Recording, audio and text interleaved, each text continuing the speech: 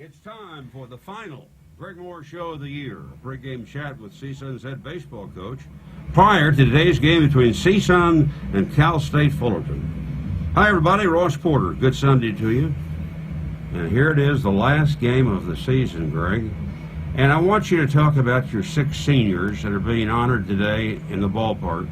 But before we get to that, I think I'd be remiss if I didn't ask you about what you thought of Scott Hurst yesterday hitting 4 home runs for Fullerton. Have you ever seen that in a college game? I've seen that one other time when I was playing in college, but never coached against it, never had it happen on a team that I was coaching. It was impressive to watch, not just because of the stat line, but he used both sides of the field with power. He capitalized on various pitches in different parts of the zone. You just got to tip your cap to a day like that. As I told a reporter after the game, as painful as that is to watch from the other bench, as a baseball fan and as somebody that loves the game within the game, it was a pleasure to watch somebody perform at such a high level like he did. After the game, I said to my wife, that was a baseball announcer's dream to have a 4 home run game like that. Sure. So congratulations to Scott. And now let's talk about your half dozen graduating seniors. I'm going to do it alphabetically. So we'll start with Dylan Alexander. Well, Dylan is somebody that's been here for 4 years, and he's caught the majority of the games that we played in those 4. Aside from a few injuries that knocked him out at various points of his career, he's been a rock. And I think the people that are at baseball games here at Cal State Northridge appreciate Dylan the most. Yesterday, for instance, it's 94 degrees.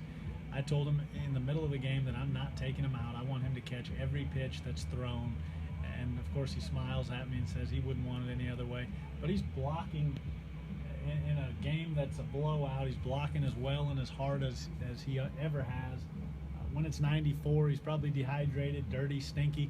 And then he changes out of his catcher's gear last night and says a few hellos, and he walks over to graduation. He walks across the stage last night. So the versatility of Dylan, the ability of Dylan to do what he's done, it's been a pleasure to watch. Drake Atley.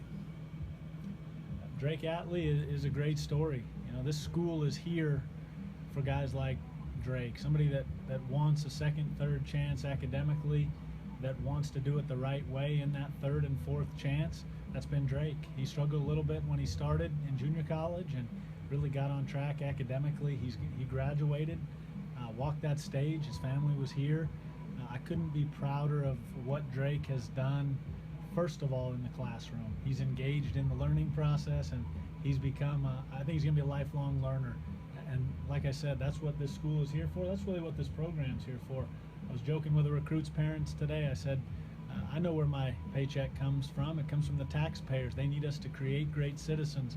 Drake's one of those young guys. He's going to do some wonderful things in life. Will Colantano. Will Colantano, you've probably mentioned it before because we've shared this conversation. He's the most selfless player I've ever coached. He's one of the most unique young men that I've been around because he sees the world a little bit differently than most his age. He just wants to give. He just wants to help other guys get better, but he has an underlying toughness to him that you don't see in a mix of a 22-year-old very often. I think he's off to do some great things. He wants to be in law enforcement. He definitely will be in law enforcement. It's been a pleasure to be around Will Colantano, and I tell him all the time, it comes from his dad. It's not from Will. Sam Myers. Sam Myers is a player that nobody wanted, and I take a little pleasure in that because we all saw something in Sam that was special during the recruiting process, has been special in his time here. Sam is as dependable, as reliable as any young guy you're ever going to be around. He's done a great job. He came to me early in the year, said, I want to be a starter on this team. I'm going to do what I need to do to hold up for that number of innings and give as much as I can to this team. He got himself in great shape. Began to lift 5-6 times a week, train just as much, and what he's done on the baseball field, what he's done in the weight room and with his nutrition, it's nothing compared to what he's going to do beyond here because he's going to be a great husband, a great father. He's already a pretty good husband. I think he's working at it. And maybe a great doctor because he's going to medical Going to med school, Yeah. yes. Connor O'Neill. Connor O'Neill, I think you have to start with what jumps out in terms of Connor's production here. He's been part of almost 45 wins over the last 3 years here at CSUN between his wins and his saves. He's always available because he's always physically prepared, and he's always mentally ready to wear down a 20-pitch inning like he does at times. But I think what you say about Connor that most people don't know is he came in as a disinterested student. He graduated here yesterday with honors, and that's special in terms of the effort that he's now putting towards learning in school. And I'm proud of what he's done, what his brother's done. His brother also walked yesterday, and I know it was a great night for the O'Neill family. And last but not least, Fred Smith. Fred Smith, I'm going to tell the story tonight at the banquet, but Fred wouldn't call us back in that in that fall of his sophomore year while he was in junior college, and I called his coach and I said, is this guy not interested in playing here? Is he not interested in playing beyond the JC level? And he laughed. His coach said, Fred is so intent to do what his team needs to do right now that he's probably not calling anybody back. So his coach checked, and about 6 months later I got a call, and his coach said he's finally ready to start looking at what he wants to do next. But I give Fred so much credit, and I admire how focused he is to be the best teammate in that locker room. He's on track academically. He's been nothing but an outstanding shortstop for us this year. I think the middle of our diamond is 6th in the country in double plays, and that starts with Fred's athleticism and his discipline. Greg, final day, a wrap-up in your mind of this season. You know, there's so many places to start. I think you start on the field and you look at what we've been able to do in terms of some program firsts. You know, we beat an SEC team for the first time in program history. We win some road series that we haven't won in 14, 15 years. There's some things on the field that you just look at, and if you highlight those, you realize how well we played at times. And then you look at what broke down for us and why we weren't as consistent as we needed to be. We physically broke down. A couple guys had freak injuries, a couple guys just had wear and tear injuries, and we didn't have the depth behind us to stay as consistent as we wanted to stay. So on the field, I'm proud of how we've had that on-again, off-again relationship with playing well, but we got to get better, and we will get better. Off the field, I couldn't be prouder of the way this group works. Our best practices were late in the year. Our group came ready to play, is ready to play today, and I just love the steadiness in their eyes to understand that the job is here, the job is today. It's really encouraging because they're not caught in the big rewards of something flashy. They just want to turn in a great day of work today, and I think there's something valuable and traditional in that they're going to carry forward. Greg, I want to thank you personally for the way you've supported me again this year. I want to thank the players for, you know, the confidence they've given in me to sit and talk to me as they've done that. It's been another very, very pleasurable experience for me, and I have you to thank for that. Well, Ross, I want to thank you, and I brought you something, and we've kind of showered you with a couple things, but it's well-deserved for the people here that are listening. This is a brick for Ross, and it's got his name on it. It says Doors. It's for the 2017 season, but we value the brick because it's so steady and it endures over time, and everything that you've given us, your example, will endure with these young guys and definitely with our coaching staff. Greg, we will keep in touch with you, and again, thank you, and it's been a blessing. Greg Moore, our guest, for the final time on the Greg Moore Show. Stay tuned. Coming up next, CSUN against Cal State Fullerton. Hi again, everybody. Ross Porter speaking to you from Matador Field in Northridge, California. Boy, it's hot out here today. 92 degrees at game time with 9-mile-per-hour winds. Final game of the CSUN baseball season, and the Matadors will attempt to salvage the third game of their series with Cal State Fullerton. The Titans have won the first two this weekend, 3-2 and 16-7. The highlight of this series came yesterday when Cal State Fullerton center fielder Scott Hurst slugged 4 home runs here. The junior from Glendora, California, who attended Bishop Amat High School, also doubled and walked, drove in 7 runs, and scored 6 in an awesome performance. Hurst hit his first homer to center field, his second to right, number 3 to left, and the fourth to right. The 4 homers give Hurst a total of 10 this season. Scott Hurst suffered a spinal cord injury his freshman year at Cal State Fullerton and missed a lot of playing time. Cal State Fullerton coach Rick Vanderhook expects Scott to be drafted next month by a major league organization and not return to the Titans. One of the 6 seniors on the CSUN team, Sam Myers, is pitching for the Matadors this afternoon, and Colton Eastman will start for Cal State Fullerton and throw 50 to 55 pitches before he's replaced. Eastman has been sidelined most of this season with a strained forearm.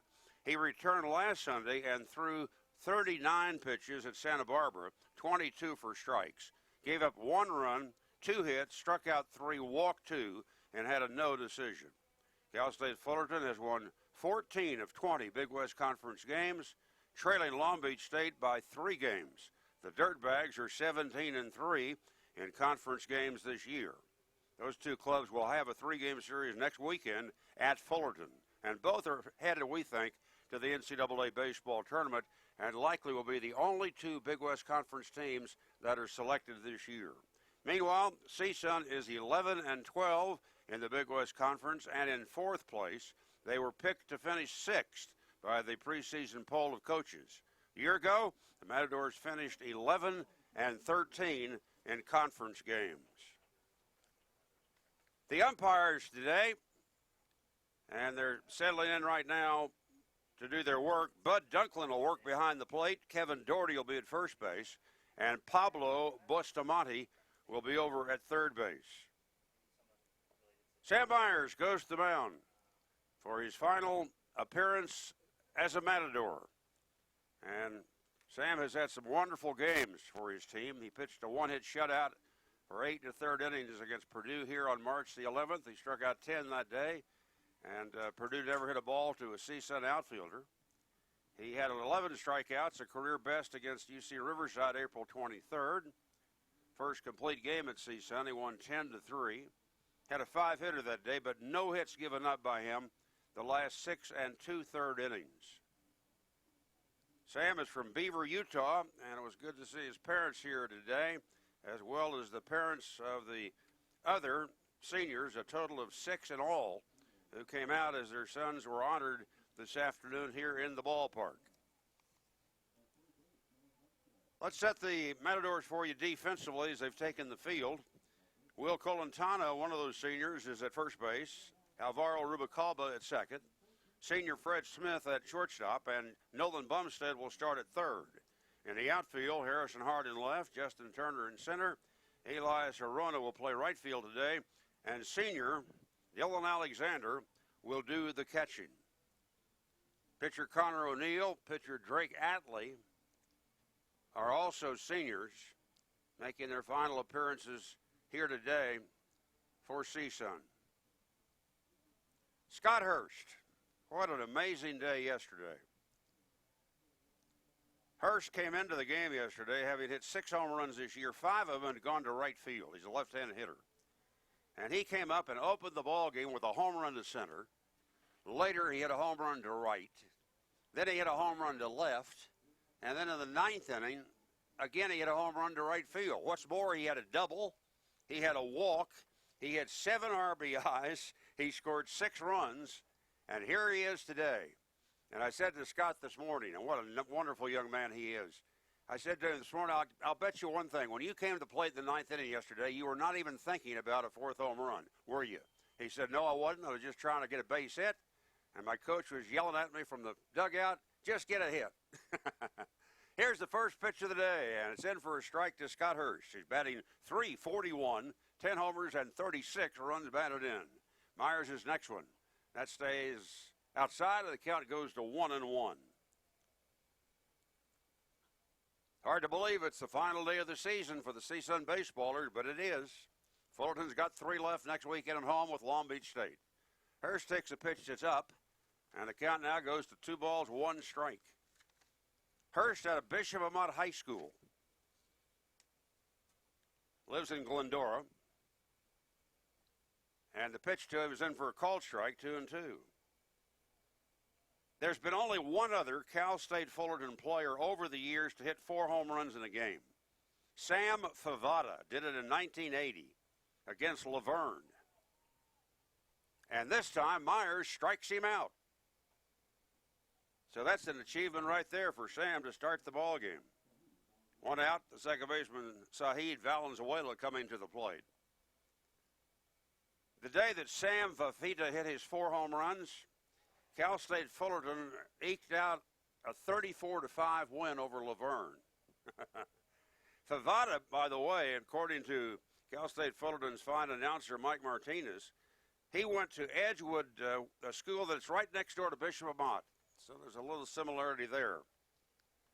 I asked Coach Rick Vanderhook of Cal State Fullerton today if he'd ever had a player have a game like Scott Hurst had yesterday, and he said the only one I could think of, 1994, I had a player named Jeff Ferguson. He went 7 for 7 in that game, had 3 home runs against New Mexico State. Valenzuela takes the ball, and the next one is swung on. It bounced her down to the second, fielded by Rubalcaba. Throw to first is in time, and there's the second out in the first inning. That'll bring on the shortstop, Timmy Richards. He's hitting .275, 3 homers, and 20 runs batted in. Sam Myers has an 86 to 88 mile-per-hour fastball. He attacks with that fastball. He also has a 12-6 curve, a slider, a changeup, and he'll throw any pitch, whatever the count is. Here comes the wind and the pitch. And it's a called strike to Timmy Richards. Richards, right-handed batter. Here comes Myers again. And it swung on and hit in the right center field for a base hit. That may go to the wall. Turner and Arono trying to chase it down. But by that time, Richards is into second base with a 2-out double. So Cal State Fullerton threatens early, and here comes their cleanup man, third baseman Taylor Bryant. He's batting .295 with 3 homers and 33 runs batted in.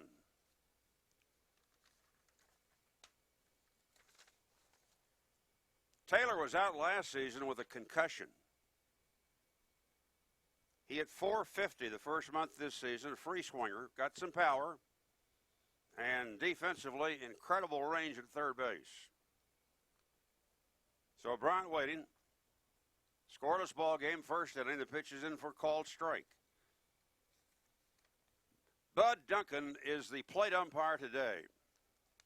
And we are happy to report that Bud is feeling fine. I say that because in a game this year at Loyola Marymount, he was working behind the plate one day, and he got hit by a foul ball, and he got knocked unconscious.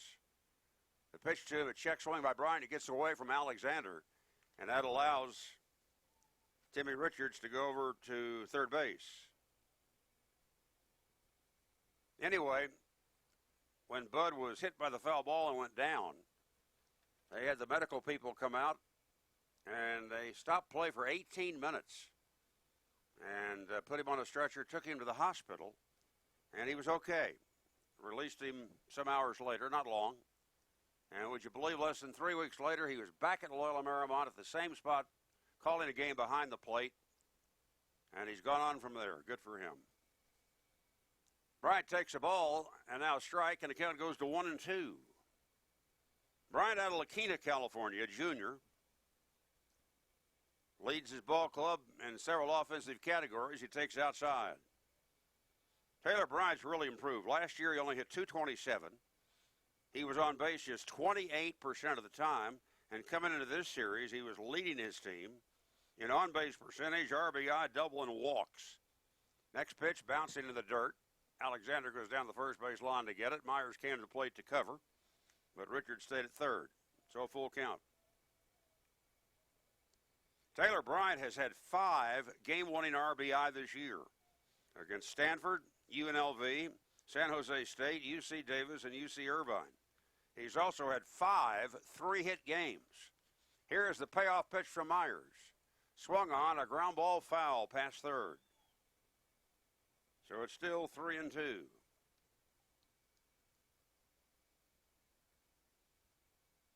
Cal State Fullerton starts today with 33 wins, 18 losses.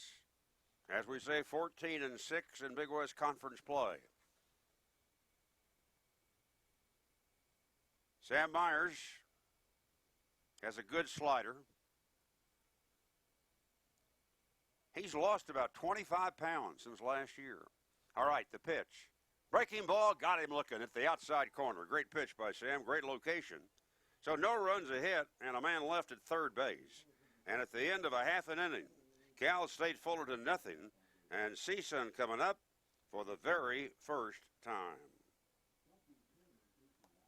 Friends, this is the final game of the baseball season for CSUN, and as a result of that, we want to look back on this season and let you remember some of the great moments for the Matadors as they have played up until now a total of 54 games and done surprisingly well. And so today, let's kind of start at the top of the list and let you know what we feel about this team and about the individuals and what they have done so far. And let's go back to March the 3rd. Matadors earned their first road win against a ranked team in 4 years, their first triumph over an SCC school in 21 seasons, as they were able to stun Vanderbilt. Albie Weiss doubles in a run, socks a solo homer on that day. March 4th, Tay Vanderford pitches a complete game, 4-hitter, strikes out 8, throws 137 pitches, and CSUN defeats 14th-ranked Vanderbilt to capture their first series against a top 25 rated team in 8 years. No score as we go to the bottom half of the first inning today in Northridge. It's 325 feet down the foul lines here, 360 feet up the alleys, and 390 feet to center field. To the mound, Colin Eastman for Cal State Fullerton. Eastman is making only his 5th appearance and only his 4th start of the year. No decisions, a good ERA at 2.38. He does have 1 save, but he's only pitched 11 1/3 innings. And he is bouncing back after an injury that really slowed him down for a while, but he has come back and done a very good job. He had a strained forearm that quieted him for a while. And when he came back and made his first start last weekend, Coach Vanderhook said, I want him to throw 35 pitches. Turned out he let him throw 39 and 22 were strikes. But today Rick says he'll go for 50 to 55 pitches, and then he's coming out. Here is Alvaro Rubalcaba to lead off for the Matadors. No score, bottom of the first inning. Eastman winds. The first pitch today. In for a called strike, it is 0-1. Rubalcaba, second best hitter in the ball club with a .294 average. 5 homers, 25 RBIs. Nolan Bumstead leads the Matadors in average at .303. The team batting average, .260. Here comes the next pitch from the right-hander. Swung on, fly ball, hit out to right field. Hunter Collin going back at the track, reaches up and makes the catch, bumps against the wall and has the ball. So Rubalcaba hit it a long way to the opposite field, only to have it caught. So 1 away, and here is shortstop Fred Smith. Fred Smith, out of Redondo Beach, 2 years with the Matadors. In that time, he has hit .295, 133 hits, 65 walks, 47 RBIs, and 18 stolen bases. Last year, he led the Matadors in team batting at a .314 clip. He's posted the most hits of any Matador over the last 2 years. Switch hitter and left-handed. And the first pitch to him is in for a strike, 0-1.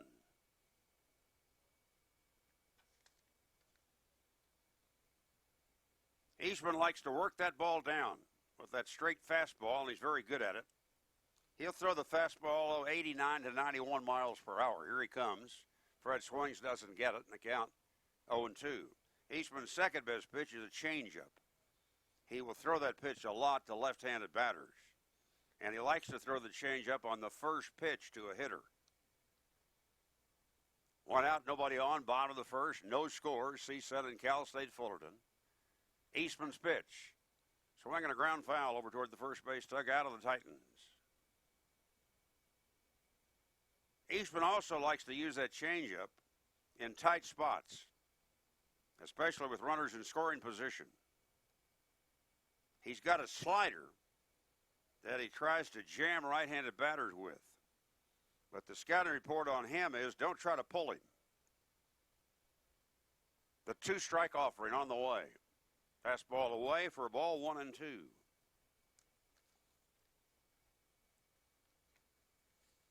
Kevin Doherty, the first base umpire today. Pablo Bustamante is over at third.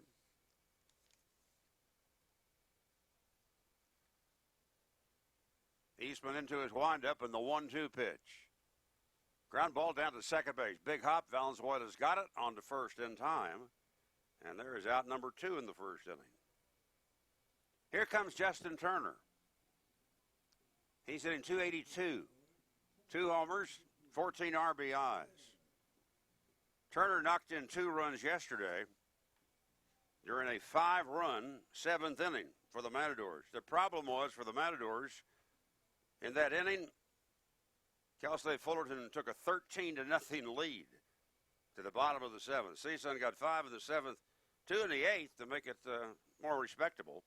And then Scott Hurst hit that 4th home run in the 9th inning when the Titans scored 3 more to win 16-7. It was funny yesterday, the Matadors had 3 singles and no runs for 6 innings and wound up the game with 7 runs and 12 hits. A little bit too late. Turner fouls it back and the count 0-1. Justin in from the left side waiting. Eastman into his windup and the pitch. High and away. 1-1. Many people feel that the Cal State Fullerton starting rotation might be the best in the Big West Conference. Connor Seabold won his 9th game yesterday. That's tops in the league. John Gavin pitched a shutout for 6 innings yesterday. I said Seabold yesterday was Friday. Gavin pitched 6 shutout innings yesterday. And today is Eastman.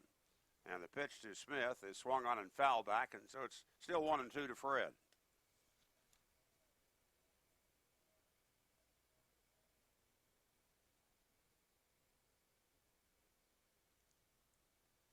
Fred steps out for a moment, now back in.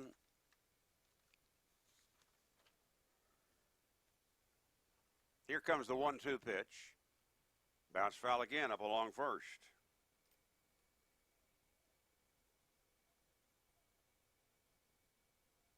Two men out, nobody on, bottom of the first inning. No score, the Matadors and the Titans. All-time series, Cal State Fullerton has won 72 games, and CSUN in those battles has won 49.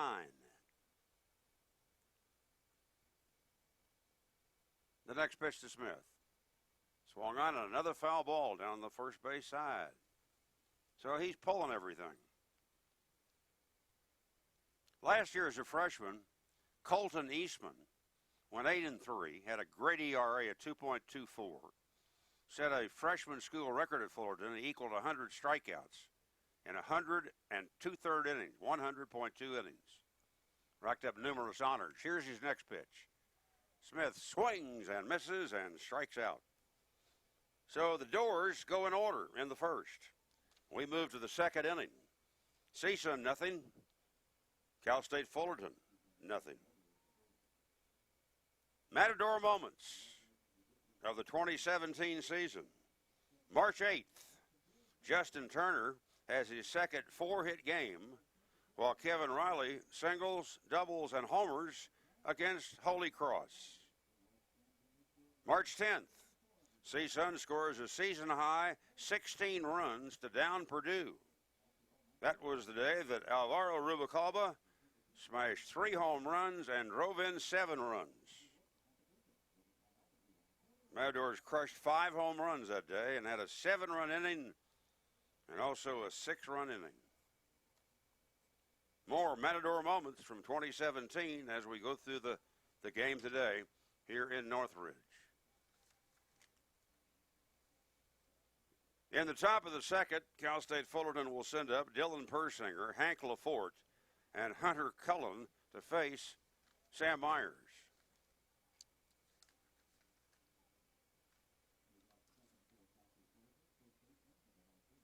Persinger hitting .284, 3 homers and 26 runs batted in. Dillon, junior out of Fountain Valley, California, spent some time at Golden West Community College before he moved on to Cal State Fullerton.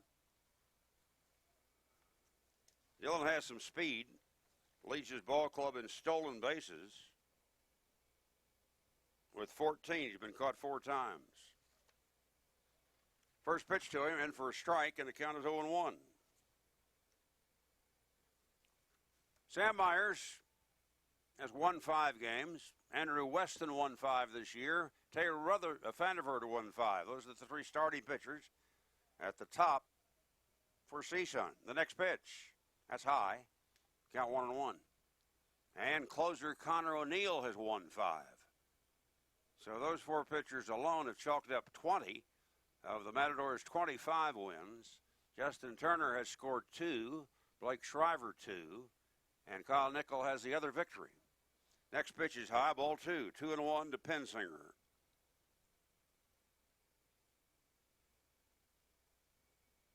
Dillon steps out for a moment, studies his bat. Now coming back in. The next pitch is in for a called strike, and that evens it at 2-2. Persinger has been hit by more pitches this year than any Fullerton player, 10.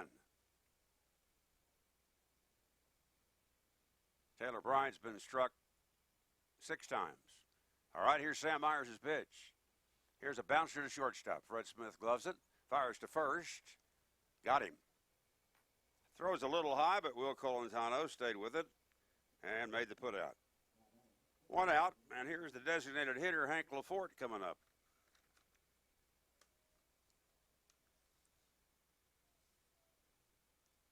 CSUN has beaten 2 teams this year who were ranked in the top 15 when they played them.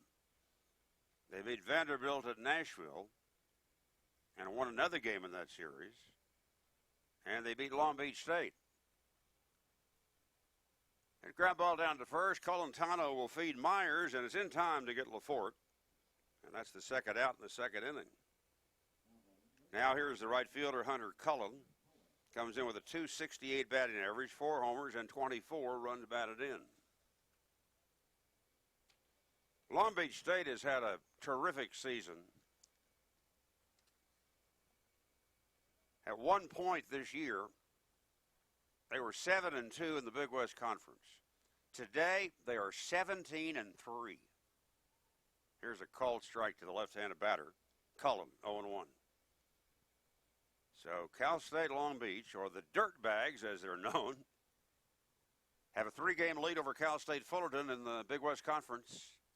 The pitch is on the outside corner, called strike. And Myers jumping ahead on the count, 0-2.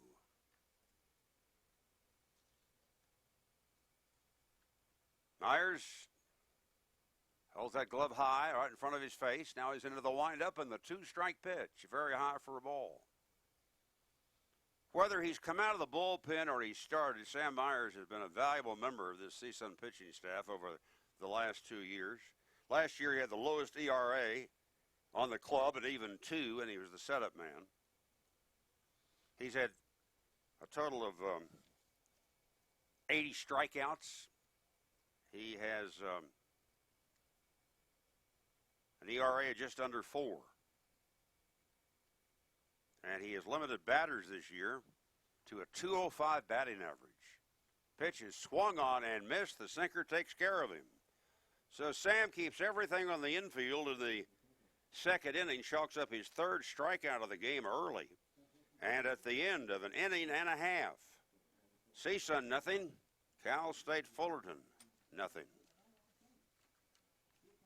Magic moment for the Matadors, 2017. We go back to March the 11th.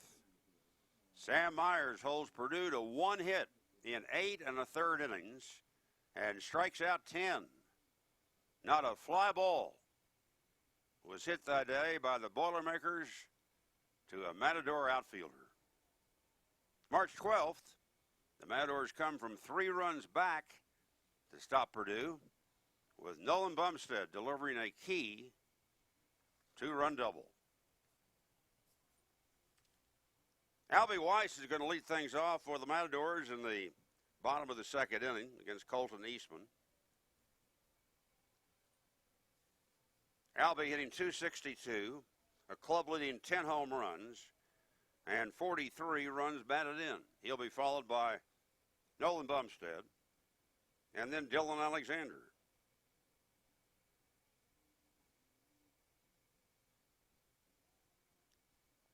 A year ago, the Cal State Fullerton pitching staff led the nation in earned run average, a brilliant 2.22.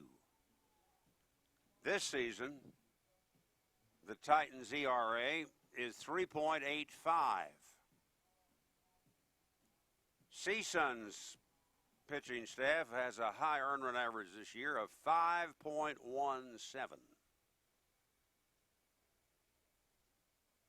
All right, here's Albie Weiss at the plate waiting.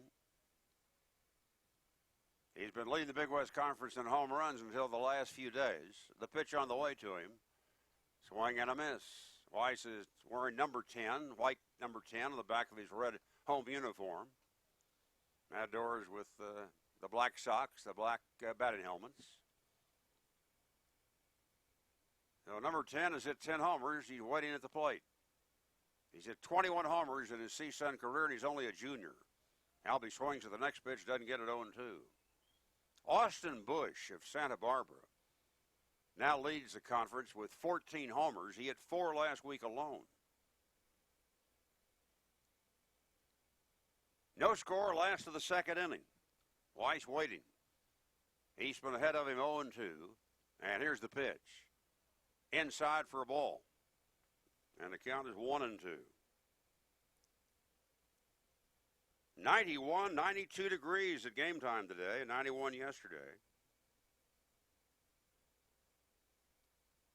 Colton Eastman gets his sign, he's ready, and here it comes. Foul ball off to the right, give him a breaking ball.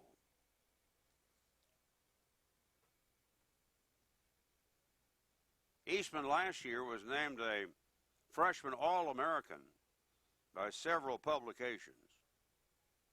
And he was the Big West Freshman Pitcher of the Year, a member of the Big West All-Conference team. Here's the 1-2 pitch. Fastball away, ball 2, 2-2. Eastman had a wonderful strikeout-to-walk ratio as a freshman, 5-1 to the good. This year he hadn't pitched that much because of the forearm injury early. Here's the next one. Weiss takes low, ball 3. 3-2. Last year, Eastman, with those 8 wins, led the Titans in victories. He also had more strikeouts and more games started than any of the Cal State Fullerton pitchers. 3 balls, 2 strikes to Albie Weiss. Here comes the pitch. Fouled at the plate. So Albie's still up there.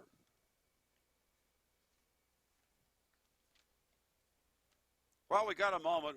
We want to pass along our very best wishes today to Howard Garcia. This is Howard's final day of work at CSUN. He is retiring after 35 years. He is the events manager at CSUN. He's done a wonderful job, and all of us who know him wish Howard nothing but the best. Here's Weiss driving one out to left center field, and that ball will be caught. So a good jump on the ball by the left fielder, Chris Prescott. And with that, 1 out in the bottom half of the second inning.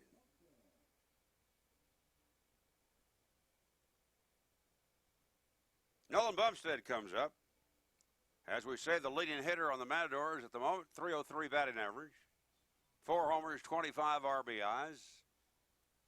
Always known for being hit by pitches, and he's been struck 18 times this year. He was hit 13 times last year, and, well, 3 times his first year here. 34 times in all. The pitch. Nolan takes the pitch inside for a ball, and it is 1 ball, no strikes. I'm Ross Porter. Thanks for joining us this day, everybody. The final game of the year. GoMatadors.com, Big West TV, CSUN Sports Network. Bumstead bounces one to third. Bryant's got it onto first base in time. One third baseman throws out the other.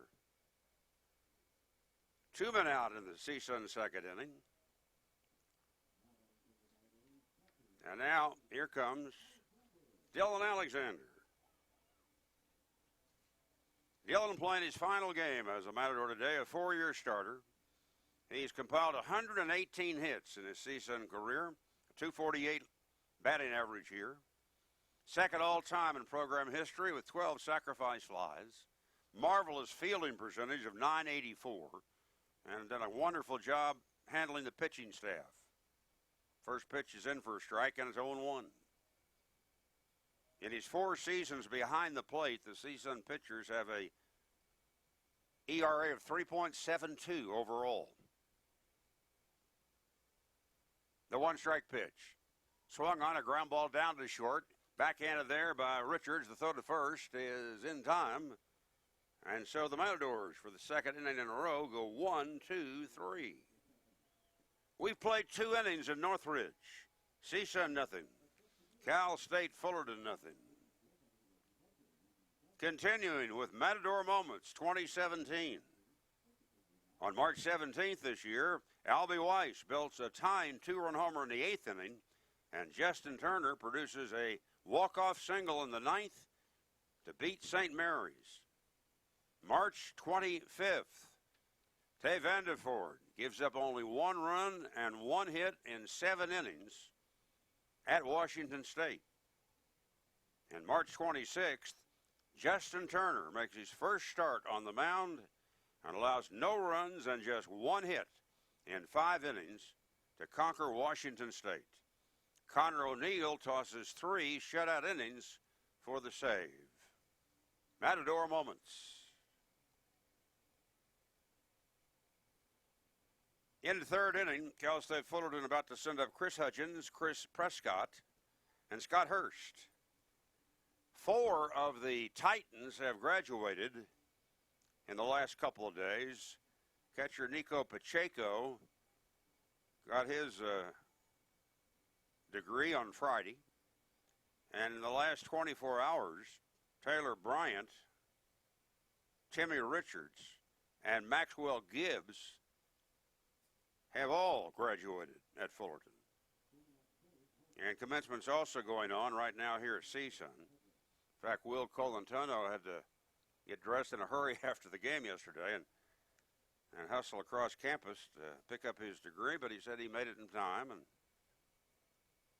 looked very sharp with his shirt and tie. All right, Hudgens stands in, and here's the pitch. Myers misses high for a ball to count 1-0.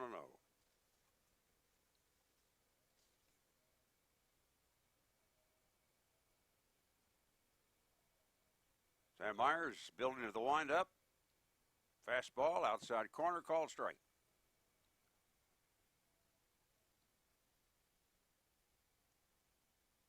Cal State Fullerton's having a wonderful year. 33 wins, 18 losses. Here comes the next pitch in the dirt. It's 2-1. And it's a little surprising to note that the Cal State Fullerton Titans only have 7 more hits than their opponents this season. Here comes Myers. Fastball. Bounce to third. Nolan Bumstead gloves it. On to first base in time. 1 out. Chris Prescott will be the batter. The left fielder hitting .247. No homers and 4 runs batted in.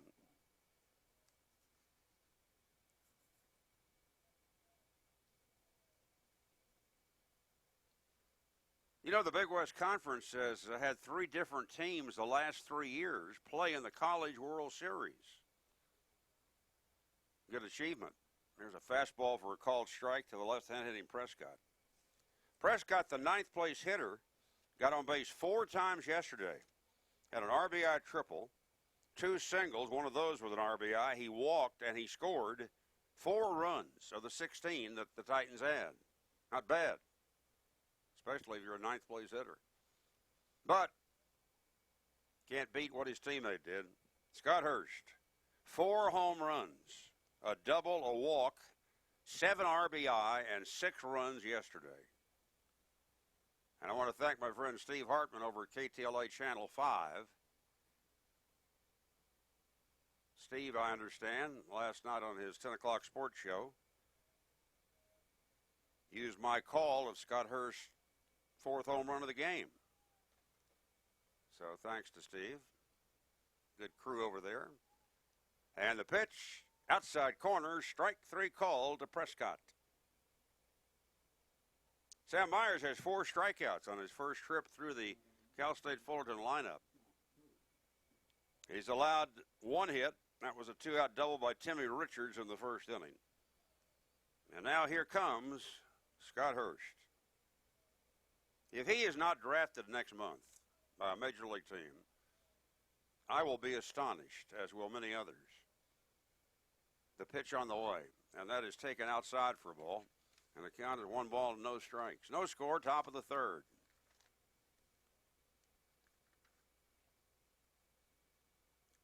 Hurst waiting, and here's the pitch to him.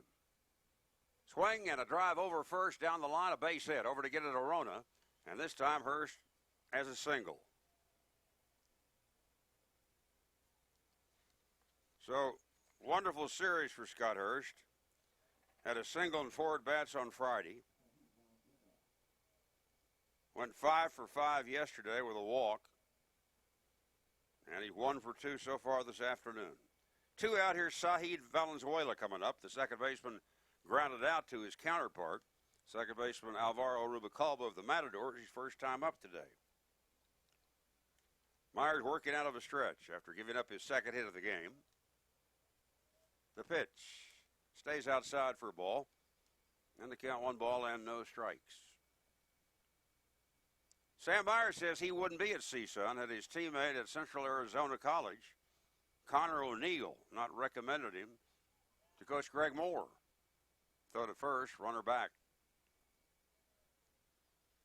And so here are Sam and Connor today together, 2 of the 6 seniors on the Matador Ball Club, playing their final games in the CSUN uniform. Valenzuela waiting from the left side. Here's the pitch. Fastball is down. And the count is 2 balls and no strikes.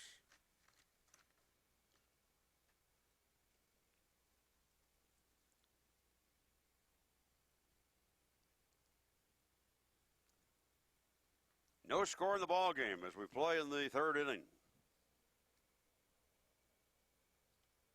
Valenzuela waiting on a crouch from the left side. Here's the pitch to him. Swung on, fly ball to right. Arona's there and makes the catch for the final out. No runs, 1 hit, a man left through 2.5 innings. CSUN nothing, Cal State Fullerton nothing. Matador Moments 2017. March 27th, Albie Weiss has a triple, double, and 3 runs batted in at Washington State. April 1st, trailing by 1 run and down to their last 2 outs at UC Davis, the Matadors scored 3 to win. Michael Russo had a big double.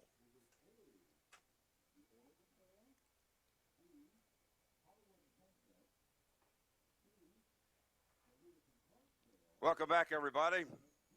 CSUN and Cal State Fullerton going at it for the 3rd and final time in this series. And the Matadors trying to salvage at least 1 of the 3. In the Big West Conference standings, Long Beach State, as we say, on top at 17-3. Cal State Fullerton 14-6. Cal Poly's 13-7, and then CSUN is 4th, 11-12. Looks like the Matadors are going to be a pretty good bet to finish 4th in the league, because the 5th place teams, well, right now it's UC Davis, 9-12, and then Hawaii 8-12. Santa Barbara's 7-13, so is Irvine, and Riverside 6-14. CSUN was predicted to finish 6th in the conference in a preseason poll of the Big West coaches.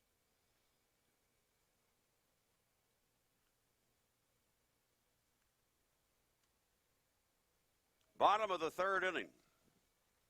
No score in the ball game, and Harrison Hart, the freshman, stands in at the plate. Eli Arona's on deck, and then Will Colantonio. Here's the pitch from Eastman. Hart shows bunt, takes a strike, and the count goes 1-1. Harrison Hart, talented ball player over at Palisades High School, not far from here. He was a 4-year starter at shortstop. This year he's playing left field because Fred Smith is still here playing shortstop. Fred's going to graduate. So look for Harrison Hart to be the Matador shortstop next year. Here's the pitch. Stayed inside, ball 2. 2 balls and 1 strike. In case you missed the scores yesterday in the Big West Conference, Long Beach State beat Hawaii for the second day in a row, 8-4. They'd beaten them in the series opener 2-1. Cal Poly made it 2 straight wins at Santa Barbara. They won 7-4 yesterday. They won 11-2 the first day. Here's a line drive, and it is speared by the second baseman, Valenzuela. A beautiful catch as Saeed went to his right, left his feet, stuck the glove out, and pop, it was in there. Nice play, and Harrison Hart loses a base hit on a dandy. All right, here is Eli Arona coming up. Eli playing right field today. He comes in hitting .221. No homers, 7 RBIs. Has done a good job defensively. Right-handed batter. Colton Eastman gets the sign, okays it, and here is the pitch. Fastball outside of high. Arona ran up the bunt and took it. Ball 1, 1 ball and no strikes. Colton Eastman is from Fresno, only a sophomore. Good-looking pitcher, 6'3", 200-pounder. Takes a walk out behind the mound. Fullerton had pretty good backup pitching this year when Eastman was hurt. Especially Gavin Velasquez. He did a good job in that role. All right, the 1-0 pitch on the way. Swing, a smash foul past third and down the line.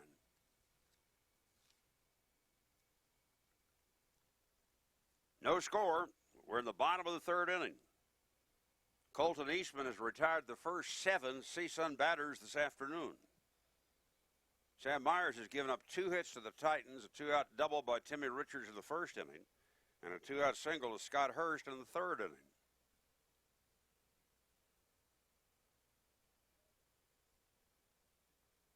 Arona checks back in. I think his dad has been here for every game at home this year. These players get great parent support when it comes to attending the games at Northridge. Here's the pitch, and that is outside for a ball. And the count is now 2-1. All of his teammates call him Eli. As far as his family is concerned, he says his mother and dad call him Eli, but his sisters call him Elias or Elias. 2 balls and a strike the count. Here comes the next pitch. Foul back. Out of chase one down and away, and the count is 2-2.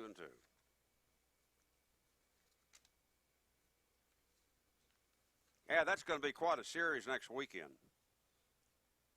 Long Beach State at Cal State Fullerton for 3 games.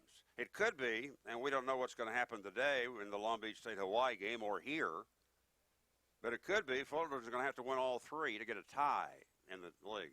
Slow ground ball to third. Bryant charges. One-handed pickup and throw. Nice play. He got him. So 2 consecutive outstanding defensive plays for Fullerton. One by the second baseman Valenzuela on the line drive by Hart. And now Bryant covering some ground to make a one-handed pickup and accurate throw to nail Arona. Here is Will Colantonio, one of the 6 seniors playing his final game here today. Will has had 5 seasons with the Matadors. He had a redshirt medical season last year given to him because of his shoulder injury. He only had, I I think 14 at bats all year. He takes a strike. Will is the team leader. 2015 Big West Conference honorable mention selection.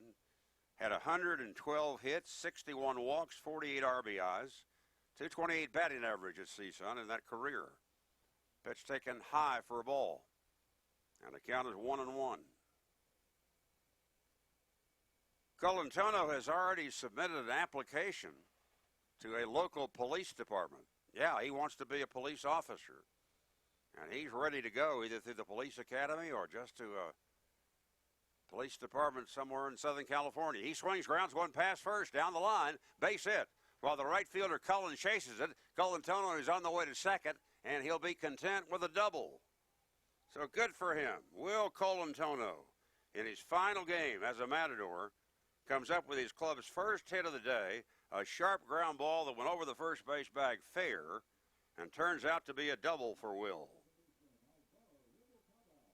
Now, Alvaro Rubalcaba will try to get Colantonio home and give the Matadors a lead. On Friday, in the series opener, CSUN led Fullerton at one time 2-0 through 3 innings and ahead 2-1 going to the 8th. But the Titans got a run in the 8th to tie and a run in the 9th to win it 3-2. Yesterday, CSUN was never in it after they had the national anthem. By the time CSUN scored in the 7th inning, they were behind 13-0. And the final was 16-7. All right, Myers looking on from the dugout, hoping his club can give him the lead. The pitch, breaking ball outside for a ball. 1-0 to Rubalcaba. Rubalcaba put right fielder Hunter Cullen on the warning track to catch his deep fly ball in the first inning.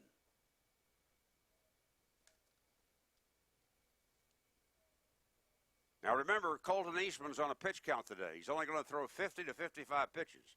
They're not taking any chances after his strained forearm injury kept him out.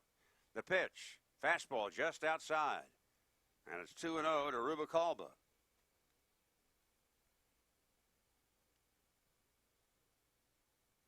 No score in the ball game. Eastman was out this week, or this year, for about 13 weeks. It's a long time.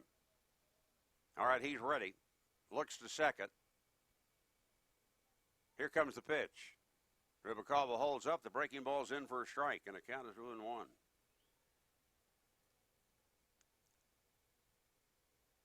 Cal State Fullerton played 3 games with Long Beach State earlier in the year. And surprisingly, none of those games counted in the Big West Conference standings, although they're both Big West members. A little surprising. Now the stretch and a pitch. That's a strike inside corner, 2-2.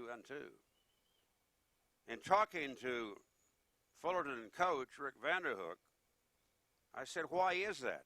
Games don't count. And he said, we've done it forever. We've played each other the 3-game series for a long, long time. It is hard to schedule games in there with non-conference opponents, and we get the experience. And he said the other thing is the money it brings in. Here comes the pitch. Low, bouncing away from Hudgens, and that will allow Will Colantonio to go over third base in a wild pitch. And we got a full count now to Rubalcaba. Coach Vanderhook said, look, you can charge, let's say, $10 a ticket to see us play Long Beach State, and for 3 games you can have 8,000 people show up. That's a lot of money. And the home team gets to keep that money and use it in the budget. Makes sense. Rubalcaba waiting. No score, last of the third. Colantonio down the line from third base with 2 out. Eastman going to work out of a stretch. Here's the payoff pitch. Line drive, right field, base hit, and the Matadors take the lead. So Alvaro Rubalcaba done a marvelous job as the leadoff hitter since he moved to the number 9 slot, and he just drove in his 26th run of the season. 1-0. CSUN. And remember, this all started after the first 2 men in the inning were retired. Colantona with that double into the right field corner. Took third of the wild pitch and comes home on the opposite field single by Rubalcaba. Rubalcaba had a couple of singles yesterday. He knocked in 1 run in the 7th inning. He drove in 2 more in the 8th. And now he comes up with an RBI in the 3rd inning today. Here's Fred Smith. Smith grounded out to second base first time up. The umbrellas are out at Matador Field. 92 degrees. Hey, protect yourself from those sun. Smith in left-handed waiting. The runner goes. The pitch taken. The throw down to second base is not in time. Rubalcaba, who leads the Big West Conference in stolen bases, just came up with his 16th steal of the season. He's only been caught 3 times. So Greg Moore had the Matadors on the run. Fred Smith took a ball, and the count is 1 ball and no strikes.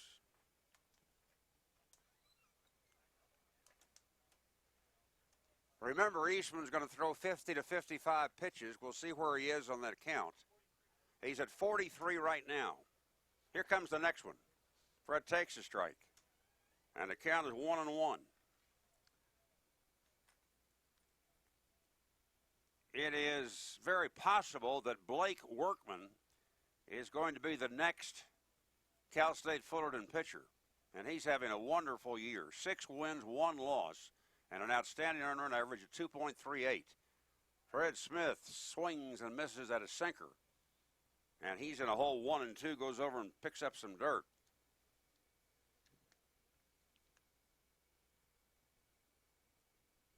One to nothing, CSUN. Fullerton knew that it had some holes to fill in the bullpen, and they've gotten pretty good depth out of the relief pitchers. And we told you they had 3 outstanding starters. All right, Eastman said, here he comes. Fred swings and misses and strikes out on a sinker. That ball dipped in a hurry. But the Matadors get a run on 2 hits, leave a man at second base, and at the end of 3 innings, CSUN 1, Cal State Fullerton nothing.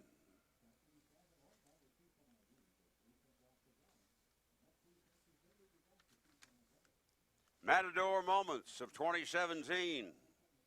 April 7th this year. Tay Vanderford strikes out 9 UC Santa Barbara hitters in 8 innings. Albie Weiss homers and contributes 3 runs batted in, while Justin Turner and Kevin Riley each have 3 hits. April 9th, Nolan Bumstead rocks a dramatic 3-run homer with 2 outs in the 9th inning as CSUN trips UC Santa Barbara 10-8, giving the Matadors their first series victory over the Gauchos in 6 years. It is also Coach Greg Moore's 100th win at CSUN. We go to the 4th inning, 1-0. CSUN leading Cal State Fullerton this afternoon. I'm Ross Porter, thanking you for being along with us today on GoMatadors.com, the CSUN Sports Network, and also Big West Television. We're on today, folks, live video and live audio. So thanks for tuning our way. In the 4th inning, it'll be Timmy Richards, Taylor Bryant, and Dylan Persinger to face the Matadors' Sam Myers. Richards doubled with 2 out in the first, went to third on a wild pitch, but they left him. And the first pitch misses low, ball 1 ball, no strikes. Myers building to the windup and the pitch. That's in there for a called strike. And a count 1-1. Myers is as strong as he's ever been. Sam has worked very hard on his physical conditioning program. Here comes his next pitch. And that's a beauty. Breaking ball for a strike, 1-2. One thing Myers has done this year is that he's improved his changeup since last year. And his slider was very good in the game against UC Riverside. Here it comes, the next one. Bounce foul, defensive swing. Sam says his goal every time he goes to the mound, throw strikes and have command of the fastball. 1 ball, 2 strikes the count. 1-0 Matadors in the fourth. The pitch very high all the way to the backstop. That sailed 2-2.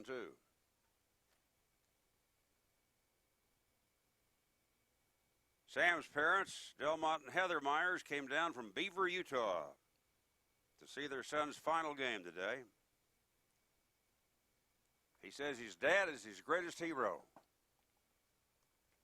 Here's the pitch. Fastball just missed. Sam wanted that one. Kicks at the dirt on the first base side of the mound. But the count goes to 3-2. Sam Myers says his dad is his greatest hero. Boy, there's some nice, quality young men on this Matador team. Pitch is swung on, hit down the right field line. Arona come into the line and a run to the fence, and hits the fence, spins over the fence. Hopefully he's okay. He didn't catch the ball, and he was going full speed. And some of his teammates are going to go out and check on him. Eli comes back, jumps over the fence, says nothing to it. Boy, was he going hard. And he hit that fence down there, the wire fence, and just went spinning over it. He looked like an Olympic gymnast the way he went over that one. But he's not hurt. That's the good news.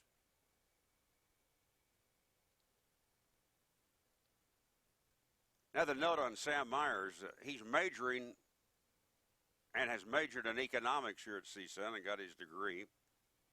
He wants to be a doctor. And he was telling me he wants to go to medical school, maybe in Utah, his home state. Next pitch is swung on and foul back.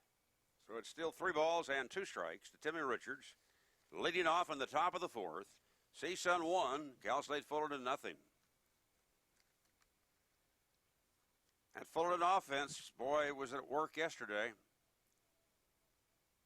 16 runs here. Here comes the pitch. Swing and a drive out to right center field. Here comes a runner, and it drops for a base hit. Eli tried to really make a one-handed, almost a shoestring catch, but the ball landed right in front of him.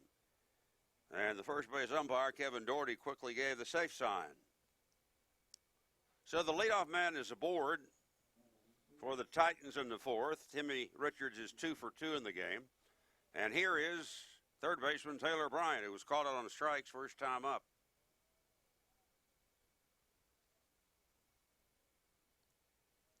Cal State Fullerton played a game at Santa Barbara 9 days ago.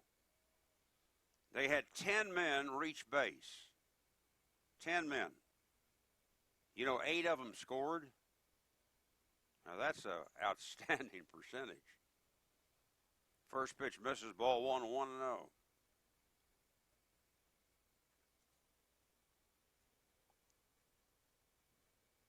Bryant stepping out of the batter's box. Doing a little exercise work.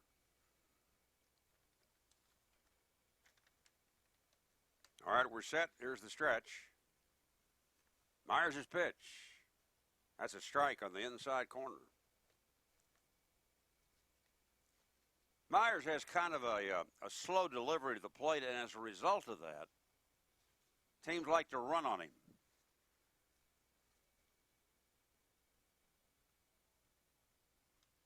Throw to first, runner gets back.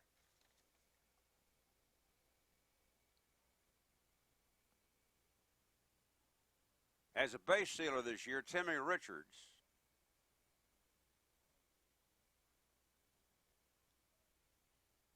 has only tried once and they threw him out. There's a bunt. Out to get it, Myers. It's going to be a foul ball, I think. And apparently it is. Myers and Alexander almost bumped into each other going for the bunt. And Myers fielded the ball barehanded and didn't make a throw anywhere, but he said to the umpire, that's foul, isn't it?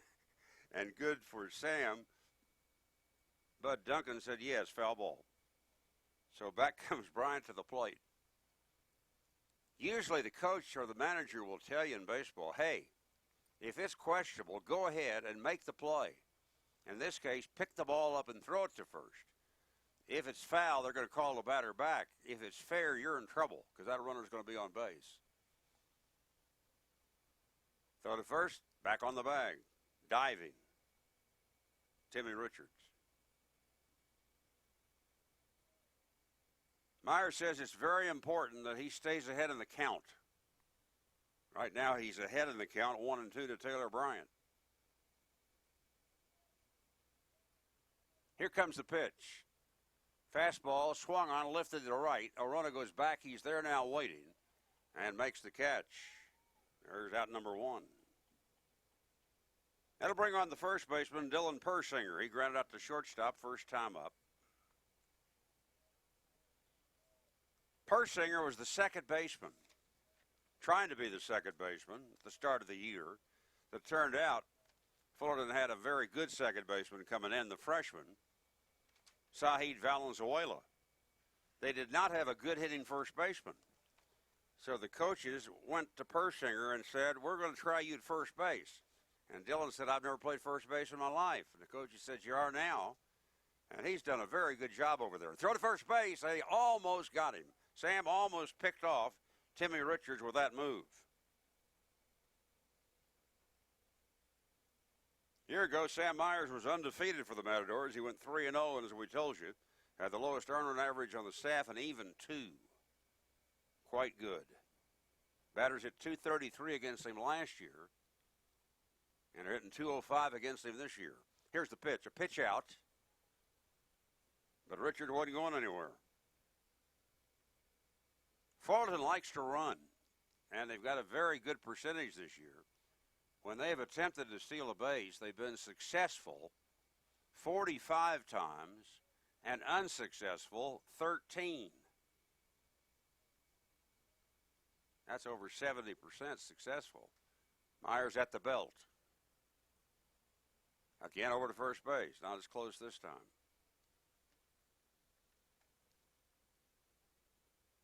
Myers gave up 2 home runs last year. This year he's given up 8.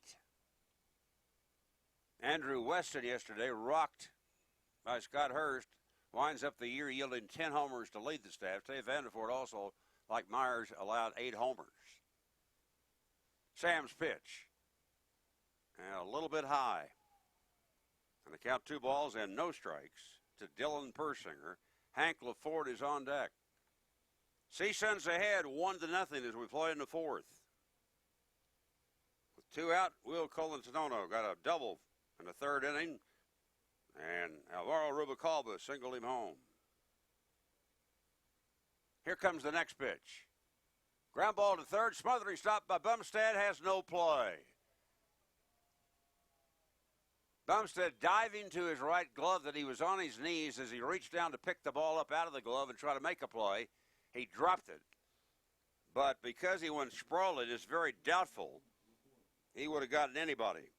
So it's an infield single for Dylan Persinger. The ball was hit very sharply.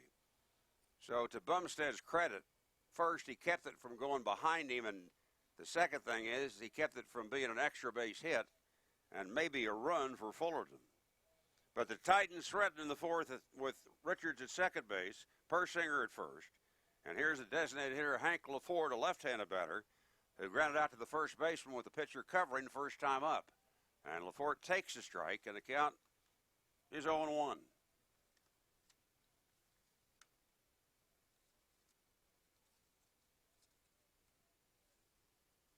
Cal State Fullerton has done very well this year in close games. When it's been a 1-run decision, they won 15 out of 20. Right now they're down 1-0.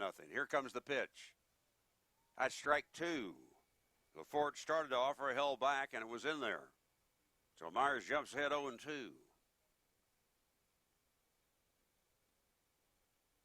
At one stretch this year, the Titans won 5 one-run games in a 7-game period. 2 on, 1 out. The 2-strike pitch. Missed outside. Tried for the outside corner. Couldn't get it.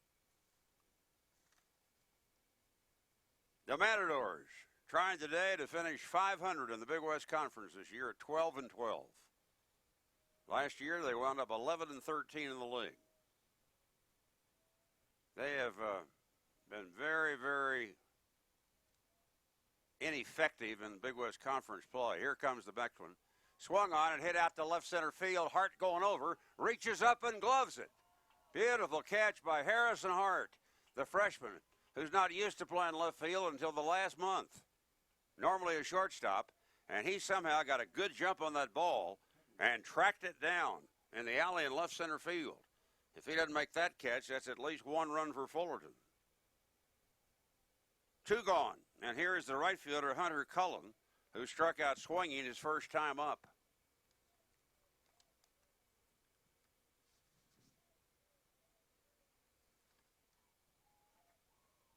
Cullen, left-handed hitter. Myers reading Alexander. Not a cloud in the sky. Beautiful day for baseball in Northridge, 92 degrees. Myers whirls, looks to second, holds the ball. No, in the last 16 baseball seasons, since CSUN joined the Big West Conference, the Matadors have had only 2 winning records in conference play. 2002, they were 19-5. 2013, they were 15-12. That's been it. The first pitch to Cullen. Swinging a ground foul to the far end of the first base dugout.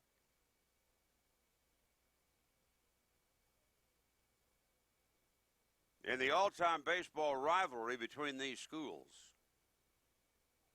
Cal State Fullerton has won 73 games and CSUN 49. So the Matadors will have to wait at least another year to get a series victory over the Titans. They have not had a series victory now in 16 years. Myers set. Time called at the plate.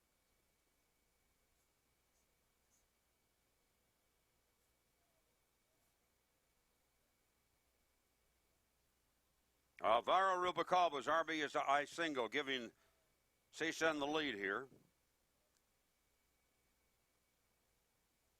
The stretch by Sam Myers. The 1-strike pitch.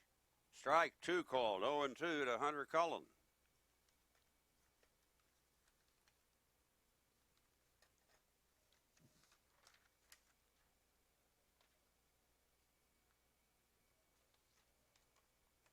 Richard, the runner at second. Persinger at first. 2 men out. 1-0 CSUN. Top of the 4th inning. Now the stretch by Myers. Here he comes. Swinging a foul ball out of play. Cal State Fullerton only has 2 seniors in the starting lineup. So they're going to be a very good ball club again next year. And I've noted this in recent games on these broadcasts. I'm always surprised at the few seniors that are on these teams. Usually 5, 6, maybe 7 seniors. Here comes the next pitch, up for a ball, 1-2. I mean, in almost every game we've done this year, I would say that a minimum of 80% of the players have been underclassmen. Rick Vanderhook says that's because of the draft. These kids as juniors go to the major league organizations and sign. The pitch is swung on. There's a line drive to right field, base hit. Arona's got it. Coming around third, headed home is Richards. The throw to the plate's cut off. Over to third base goes Persinger, and it's a 1-1 tie.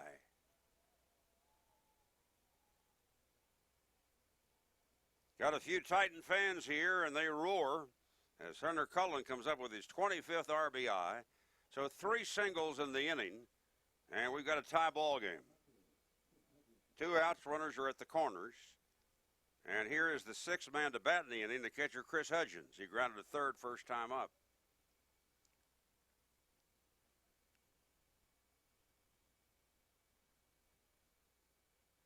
So Myers at 2 strikes on Cullen and couldn't put him away.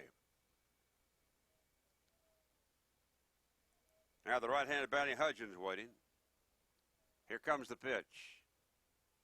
Swing and a miss. The ball popped away from Alexander to the right, but it was not far enough from the plate to allow Persinger to try to score.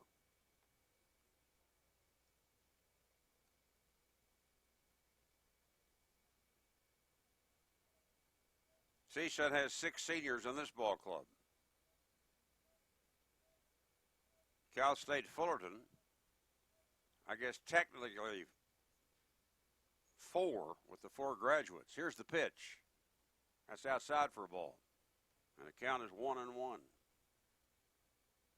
As Rick Vanderhook was saying, no longer can a young man who's a talented college player or a high school player be drafted by an organization who offers him $100,000. No, more than that needed. Next pitch is down low. And the count, 2 balls and 1 strike. Hook, as he's known by his Titan players, says that he thinks that he could have 8, 9, or 10 of these players in the draft this year. Pitch is swung on and missed. And it's a 2-2 count now to the 8th place hitter, Chris Hudgens. The most outstanding statistic that I can give you folks about the Cal State Fullerton baseball program is this. For 43 consecutive years now, they've won 30 or more games each season. You say, well, that's not too impressive, is it? Well, it is if you realize these teams play 55 games a year. That means you're going to have a losing season once in a while, you would think. But not for Florida and not for Clemson, who equals the 43 30-plus win season. So the first, pretty close. The runner gets back. Coming into this year, Arizona State had 54 successive 30-plus win seasons, and Miami of Florida had 46. But neither Arizona State nor Miami got to 30 this year. Pitch outside, runner going from first. Ball was low outside, no chance. Alexander in the dugout, in the dirt to even block it. So it'll probably be a wild pitch. It'll probably be a stolen base because Hunter Cullen was in motion when Myers made the plate his goal and tried to throw a strike. So when a player's in motion like that as a runner, he gets a stolen base. Otherwise, it could have been a wild pitch. All right, the Titans have 2 men in scoring position. The count to Hudgens is 3 balls and 2 strikes. On deck, Chris Prescott. So a big moment for Sam Myers in the ball game.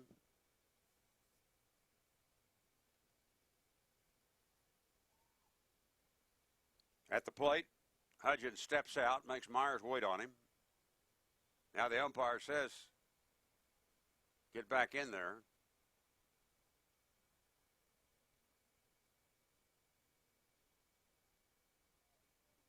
Coach Vanderhook came out of his first base dugout to say something, either to the umpire or to Hudgens. But now we're ready. Myers will work out of a windup. The 3-2 pitch is swung on, a fly ball to right. Arona going back at the track, has it one-handed for the final out of the inning.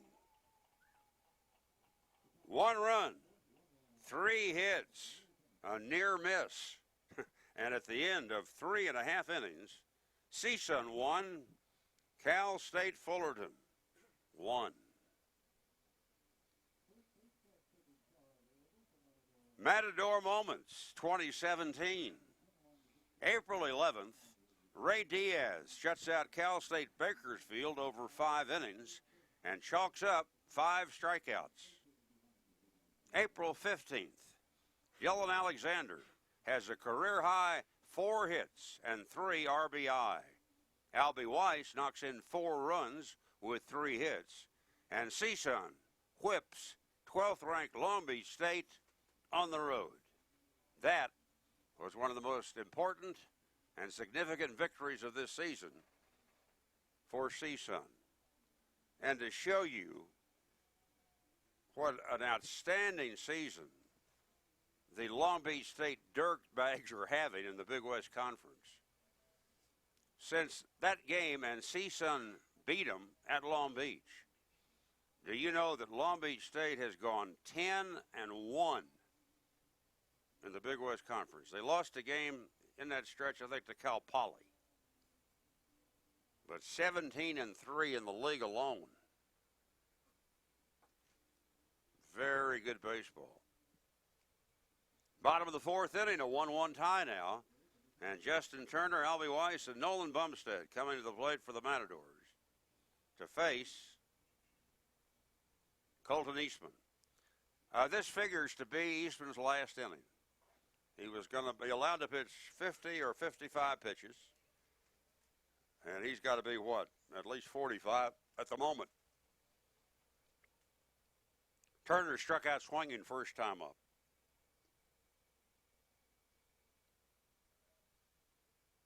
Here is the first one to Turner. Fastball outside for a ball. Chris Hom is the third base coach for the Matadors.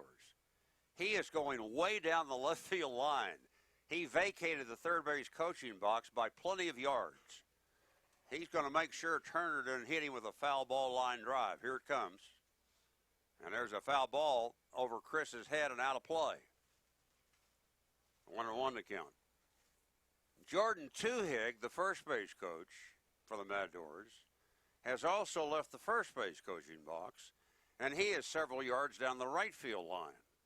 So I don't know whether Justin Turner has a reputation of hitting drives at coaches, but they're playing him very strongly right here. The next one on the way.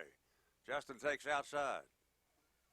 2-1 to count. As always, Riley Goulding, the bench coach of the Matadors, seated alongside head coach Greg Moore.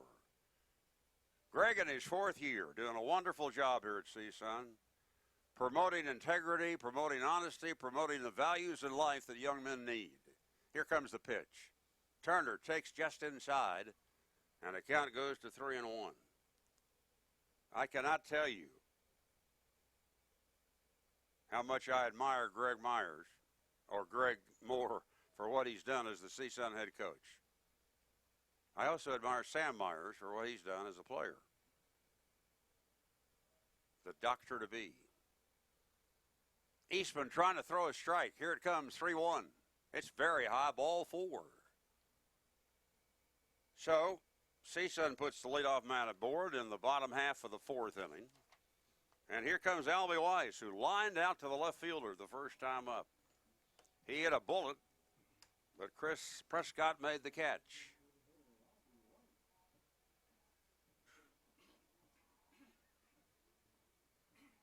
Our view of the Cal State Fullerton bullpen in right field is obscured, so I can't see anybody throwing down there. Here's Weiss. 43 RBIs to lead the Matadors. Led the conference for a long time. The pitch. There's a drive hit out to right center field, but the right fielder will have a play. Cullen makes the catch. And hustling back to first base is Turner. So Albie, first ball hitting, flies out. And here comes Nolan Bumstead, who grounded out to the third baseman. His first time up.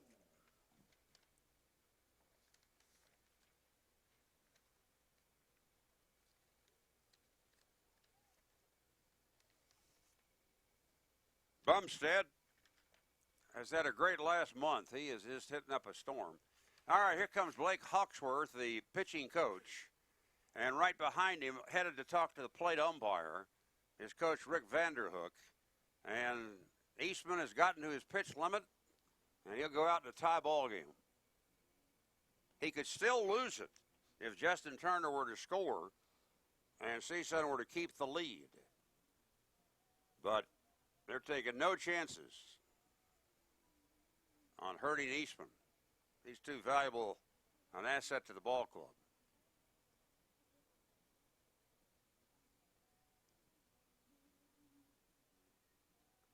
So it's a 1-1 tie. Turner's at first base for the Matadors with a 1 out. And as we surmised, Blake Workman does come in to pitch. He's a 6'3", 195-pound right-hander, a sophomore from Ramona, California. And as we mentioned earlier, he's won 6 of 7 decisions. He has the best ERA on the staff among the pitchers who've thrown a lot, 2.38. Now, the closer is a different story. Brett Canine, who is 12 for 12 in saves this year and had one yesterday or day before yesterday. Kanine has an ERA of 1.3.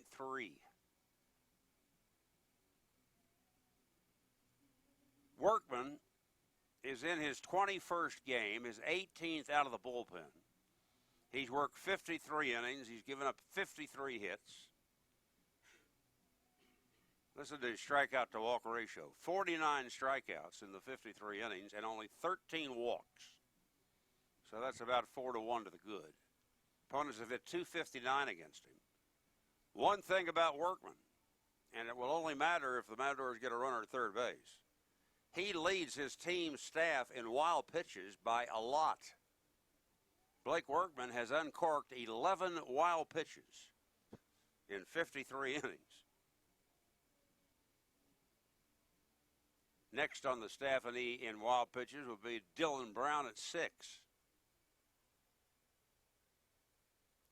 So Workman's had his 8 warm-up tosses, and he is ready to go.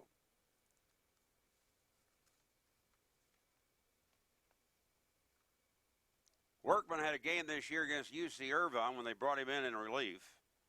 And he went a career-high 6 innings and did not allow a run and struck out. A career equaling high of 5 batters in that game. That was the game that went 14 innings over 5 hours. Fullerton won at 3-2. Here's Bumstead fouling one back.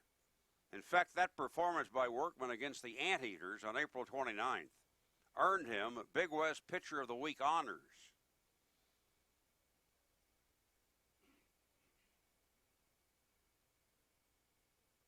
Those 11 wild pitches tie Blake for 5th most in Cal State Fullerton history for a single season.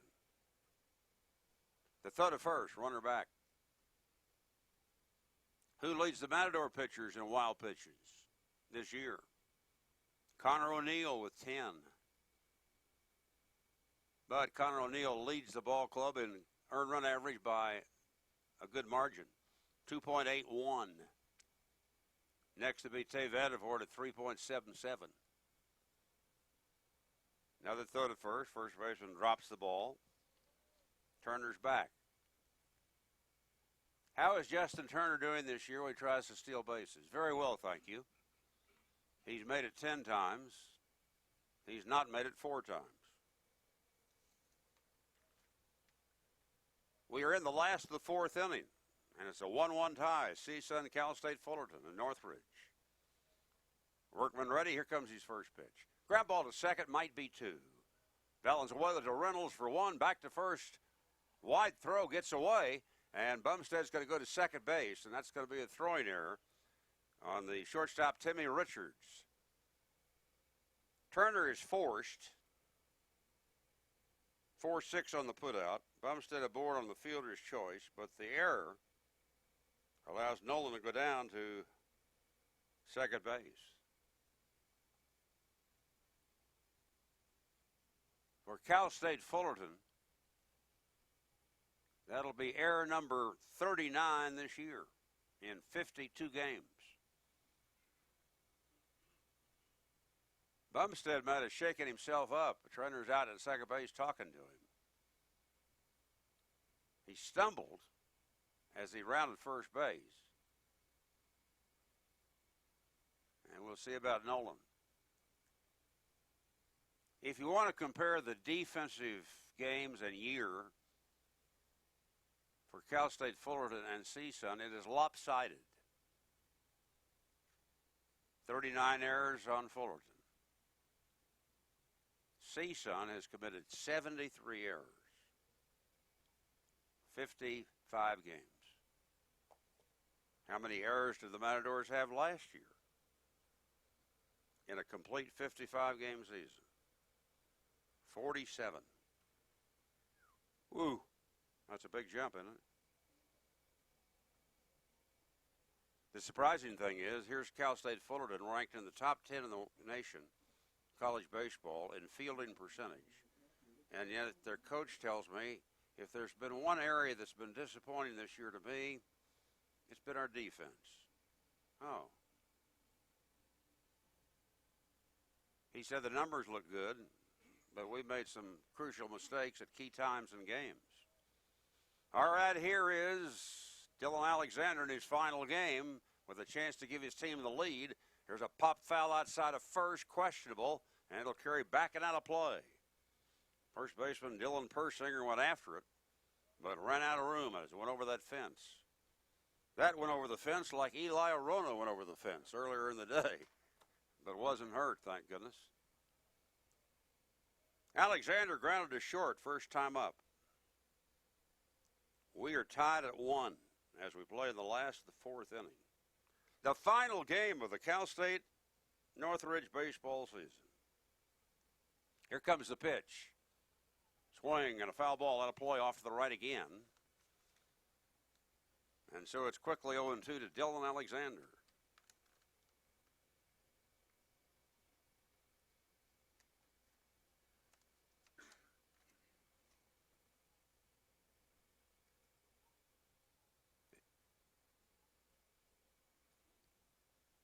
Now Workman looks down, gets the sign. Comes to the plate 0-2. High and away. 1 ball, 2 strikes.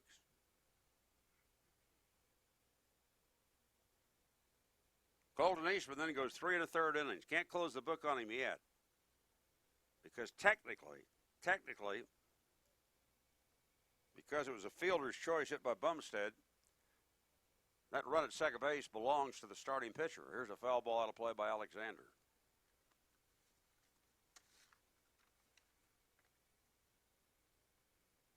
Workman had a very good game in relief this year against Arizona State.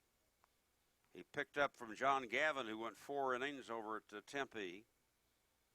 And Workman shut out the Sun Devils on 3 hits over 4 innings. That was his first win of the year. Had 4 strikeouts that day, didn't walk anybody. So he's a good man to have. He can start, he can relieve. Next pitch, misses, ball 2. 2 balls, 2 strikes to Alexander. 1-1 tie, bottom of the 4th inning.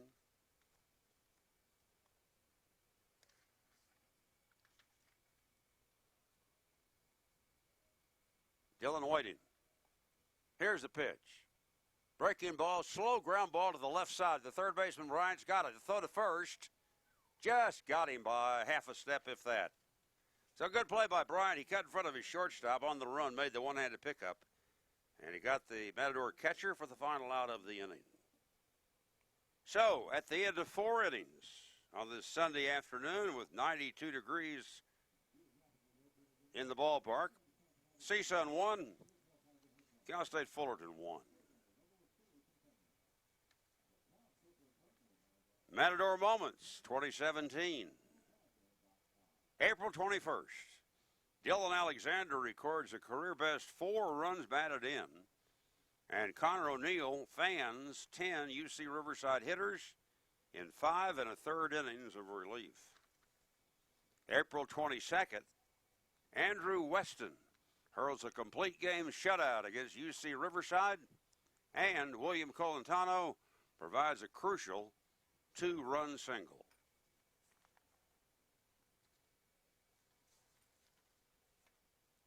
We're ready for the 5th inning. A 1-1 tie. CSUN and Cal State Fullerton in the Matadors' final game of the year. They're looking today for their 26th victory. Sam Myers ready to face Chris Prescott, Scott Hurst, and Sahid Valenzuela here in the 5th inning.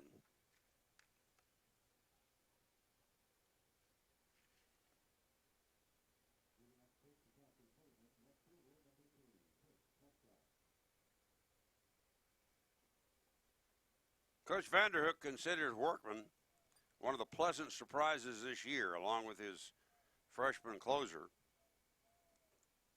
And we told you about the impressive year that Brett Canine is having for the Titans. And Rick's also pleased with Hunter Cullen. He said for 2 years I could only use him as a defensive replacement, but he has really improved his hitting this year, and as a result, he's starting in right field. Prescott called out on strikes first time up, takes a ball, and the next one is low ball two. 2 balls and no strikes.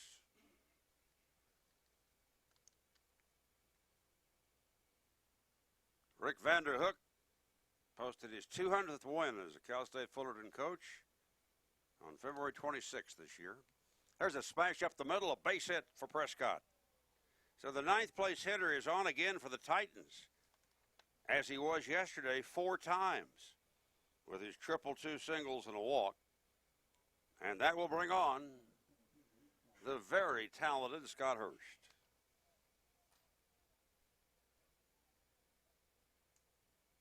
Hurst today has struck out swinging to open the game and singled. Yesterday, Hurst opened the game with a home run to center field. He homered to right field in the 3rd inning with a man aboard. He doubled in the 5th and scored. He walked and scored in the 6th. He homered to left field with 2 aboard in the 7th. And then he hit a solo homer to right field in the 9th. Otherwise, he didn't do a thing. 5 for 5. 2 home runs, a double, a walk, 7 runs batted in, and 6 runs. For some players, that's a career. Scott Hurst takes the ball. Here comes the next one. Swinging a chopper down to Smith at shortstop. He goes to Regal Cobble for 1. Back to first, not in time. So Hurst stays out of the double play. Smith had to go to his right to field it. But they get the front man. Prescott is forced. 1 out, and here comes Sahid Valenzuela. He's grounded to second and flied to right, so he's pulled the ball twice. He is the most likely ground ball hitter on the Cal State Fullerton team. He's a freshman, and they are very high on this young man for his future. Now, time called. Greg Moore is on the way to the mound to talk to Sam Myers.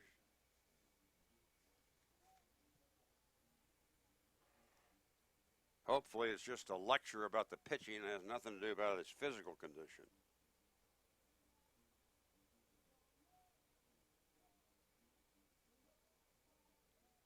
All right, Greg has had his conference. And he's headed back to the 3rd base dugout.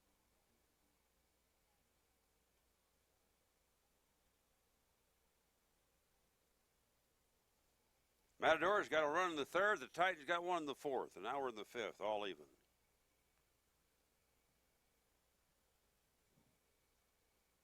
Valenzuela stand in from the left side.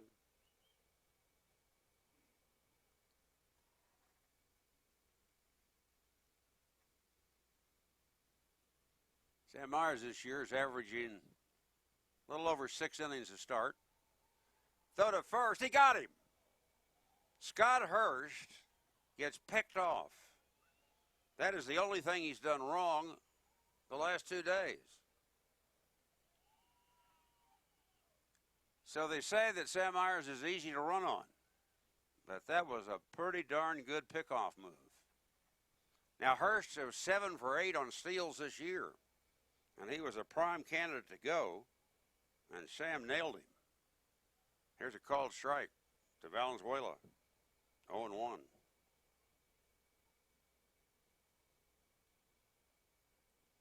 A lot of games going on in sports today. On this Sunday, we'll try to update you on some of the scores. Here's the pitch to Valenzuela. That's a strike called. It goes to 0-2. In the Stanley Cup, Game 5. Pittsburgh leads Ottawa 7-0. With 11 minutes to go in the game, the series is tied 2-2. There's a ground ball into right field, a base hit for Valenzuela. So that pickoff now looms even larger. Timmy Richards is coming up. He has doubled, singled, and scored a run. 2 hits in the inning, but because of the pickoff, Titans only have a runner at first base with 2 gone.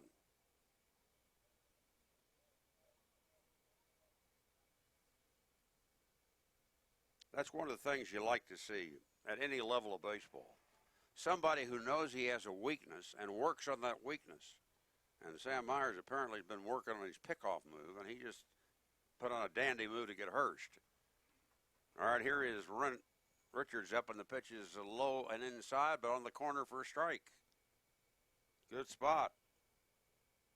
Count 0-1. Now the stretch by Sam. And he delivers. Swinging a fly ball hit out to right center field. Arona on the run makes the catch to retire the side. No runs, 2 hits, and 1 man left. And at the end of 4.5 innings in Northridge, CSUN won and Cal State Fullerton won.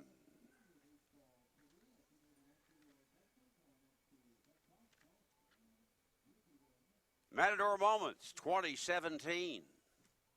April 23rd, Sam Myers makes it back-to-back complete games for CSUN. Strikes out 11 UC Riverside batters. And Albie Weiss hits 2 home runs that day. April 25th, Fred Smith drills 2 home runs and has 4 runs batted in as the Matadors overcome a 6-run deficit to tie Loyola Marymount. On the Major League Baseball scoreboard today, let's see what's going on and give you the updates there. The Cubs are mauling the Brewers 12-1, bottom of the 8th. The Angels beat the Mets today 12-5. The Angels had a 5-run first inning. C.J. Cron had a grand slam in that first inning. Yankees shade the Rays 3-2. Blue Jays beat the Orioles 3-1. Nationals edged the Braves 3-2. A lot of close games, huh?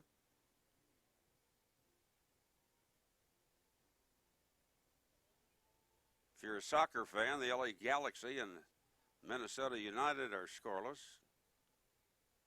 Played 20 minutes. Thanks for being with us, everybody. This is Ross Porter, and we certainly have enjoyed doing Matador Baseball for a 2nd year in a row. We certainly thank you for your support and for being with us on your computer all throughout the season. Go Matadors.com, CSUN Sports Network, Big West Television. Here's Harrison Hart lifting a fly ball to the right side, and the second baseman, Sahid Valenzuela, goes out and catches it. So 1 away. Eli Runa coming on. He grounded to third base first time up.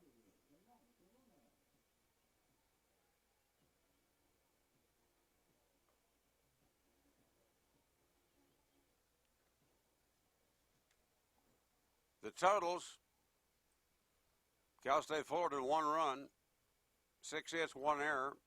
CSUN 1 run, 2 hits, 1 error. The first one, fastball, high to Arona, who showed bunt. Ball 1. Will Colantano is on deck. Will be our guest today on our final Meet the Matadors program. Here's a fly ball hit to left field and pretty deep, going back at the warning track at the wall. It's off the top of the wall. Arona's got a double, and he almost hit it out. Chris Prescott, the left fielder, had a better chance to get it than the center fielder, Scott Hurst. But he ran out of room, and that ball hit high at the 360-foot sign, and Arona has a 1-out double.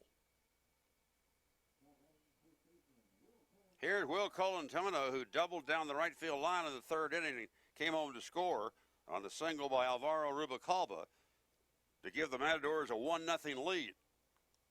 Cal State Fullerton tied it in the 4th inning on singles by Timmy Richards, Dylan Persinger, and Hunter Cullen with 2 out.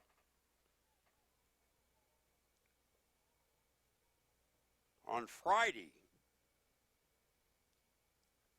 CSUN left 10 runners on base, 7 in scoring position, and the 3-2 loss to Cal State Fullerton. Colantano takes a pitch that's low, ball 1. 1 ball and no strikes.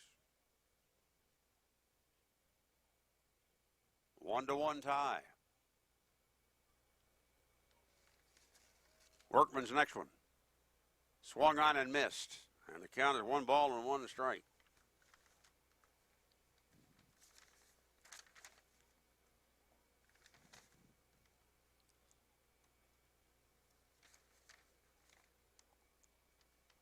Colantano out of Escondido, California, outside San Diego. Waiting. The pitch. Line drive, base hit towards center field. Around third. Headed home Arona. He will score, and the Matadors lead 2-1. Oh, I'm thrilled for Will Colantano to go out like this. A double, a run scored, and now an RBI single to break the tie in the 5th inning.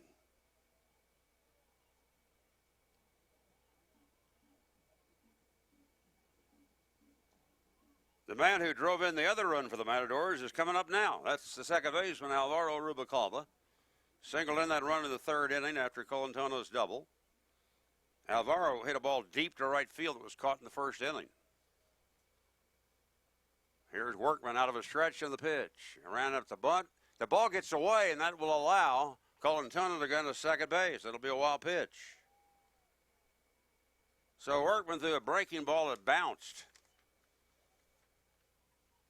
And the Matadors, again, station a runner in scoring position.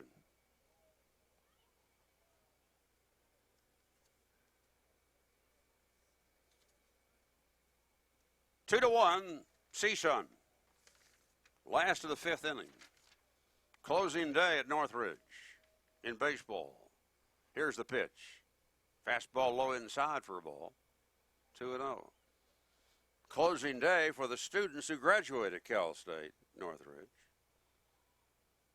I heard they have over 11,000 graduates this year.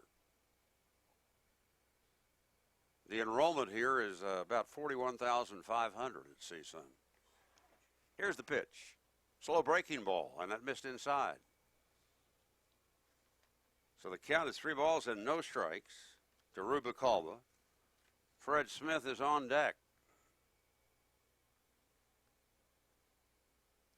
Rubalcaba with the baseball game of his life here earlier this season against Purdue. 3 home runs and 7 runs batted in while batting 9th in the Matador order. The pitch. Fastball swung on and popped up. It's going to be caught by the center fielder Hirsch in right center.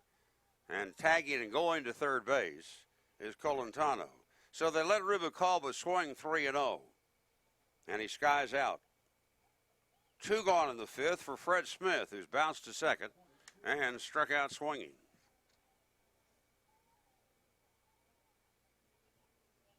Right fielder Hunter Cullen went over on that fly ball, but Hirsch called him off. The Titans have a very talented young outfielder named Ruben Cardenas, and Cardenas suffered a broken bone. And he's out for the year, and Cullen getting a chance to play. Smith takes a strike and is 0-1. In fact, they let Cardenas play, I guess, Friday and Saturday last weekend in Santa Barbara, and then the doctor said, wait a minute, we got to shut him down because he's got a long rehab ahead of him, a crack. Swing and a foul ball back, and that hit Fred Smith on the front foot, the right foot, and he hobbles up. He'll cross behind the plate now to give himself a little time. And the plate umpire does a nice thing, Bud Duncan. He takes the new baseball and walks it halfway to the mound and hands it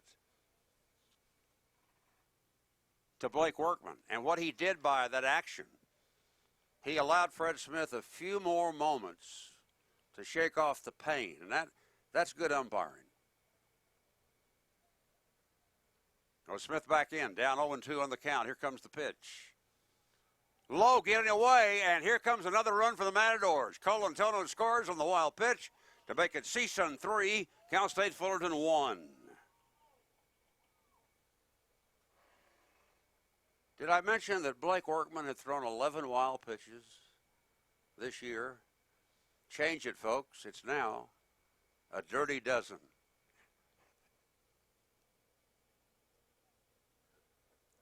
So the Matadors have scored 2 in the 5th to break the 1-1 tie. You can get them any way you can, right? The next pitch, Fred Smith grounds it foul to the first base dugout. So here in the inning, Hart popped up, but Arona doubled off the wall and left, high off the fence. Colantano wrapped a single up the middle to drive home Eli. Went to second on a wild pitch. Went to third on a fly ball out by Rubalcaba and scores on the wild pitch. Now Smith hits a slow ground ball to the first baseman, fielded easily by Persinger, who takes it to the bag for the final out. But the Matadors come up with 2 runs on 2 hits. We go to the 6th inning. CSUN 3, Cal State Fullerton 1.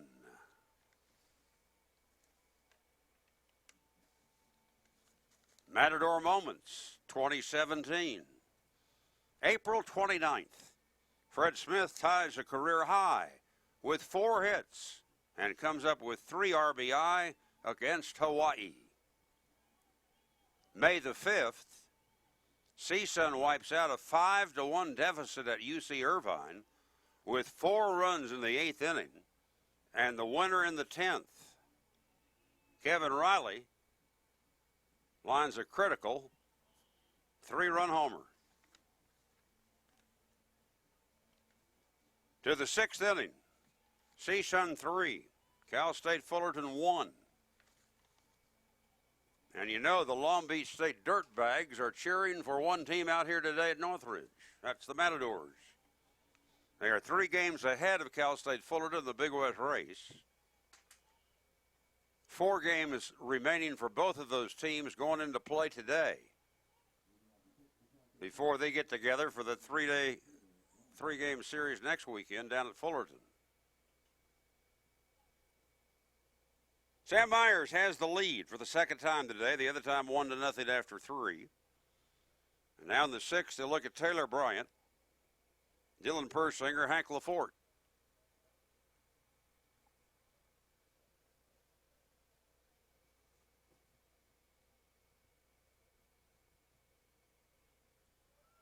First pitch is swung on and lifted to right field, but Arona is there and makes the catch. Oh, he made a 2-handed catch.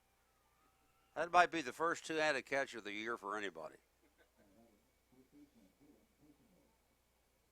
First baseman Dylan Persinger comes up. He's grounded to short and single.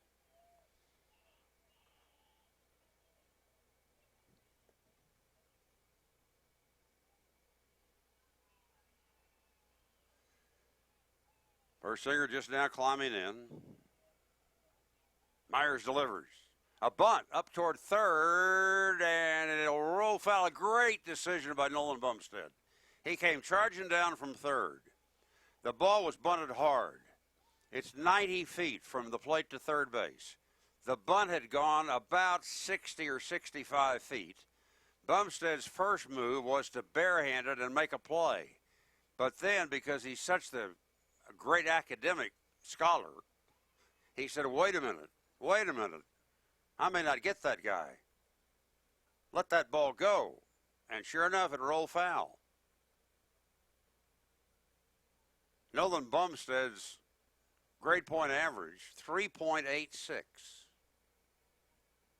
Last year he had 1B, women's history. Myers' next pitch. Breaking ball stays outside. 1-1. So, smart in the classroom and smart on the baseball field. Put them together. Okay, here comes the pitch. Strike called. 1-2. Sam Myers is mixing his pitches very well this afternoon. He allowed 3 singles for a run in the 4th inning. He allowed 2 singles in the 5th, got out of it. Allowed a 2-out double in the 1st. Those have been the half-dozen hits for Cal State Fullerton. Here comes the next pitch. Breaking ball, grounded back at third. Bumstead's got it. Off-balance throw on a bounce. Not going to be in time, but Sam Myers looks over and says to Bumstead, great play. And it was. Nolan diving to his right at the foul line, smothered the ball, got up, he was off balance. The best he could do was bounce his throw to first. And he wasn't going to get Persinger anyway, because Persinger is the Fullerton leader in stolen bases, which means he can run. And he has his second single in the last 3 innings. So 1 on, 1 out for the Titans in the 6th. And here's Hank LaForte, the designated hitter, grounded out to first and robbed on a line drive speared by left fielder Harrison Hart in the 4th inning. First pitch is a ball, and it counts 1 ball, no strikes. CSUN 3, Cal State Fullerton 1 in the 6th inning. Myers delivers, misses high. He's behind 2-0. Sam takes a walk on the first base side of the mound, out now circling out in front of the second base bag. Ready to climb back up on top. As he says, I got to stay ahead of the count. Well, right now he's behind on the count, 2-0. LaForte waiting. Throw to first. He's back.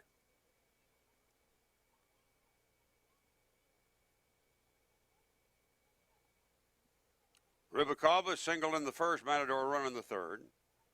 Colantano singled in the second, run in the 5th, and scored a wild pitch. That's why it's 3-1 CSUN. Myers' pitch. Strike. Outside corner. And the count goes to 2-1. Hunter Cullen's on deck.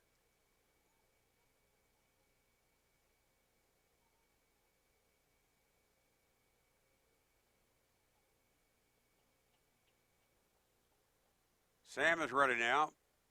Checks the runner, goes after him with a throw to first. It's too late. Sam, very aware now of base runners at first base. And we told you Persinger leads his ball club in steals with 14. He's been caught 4 times this year. The pitch. That's outside. And now Myers has a 3-1 count going against him. Takes off his cap, takes his arm, wipes his brow.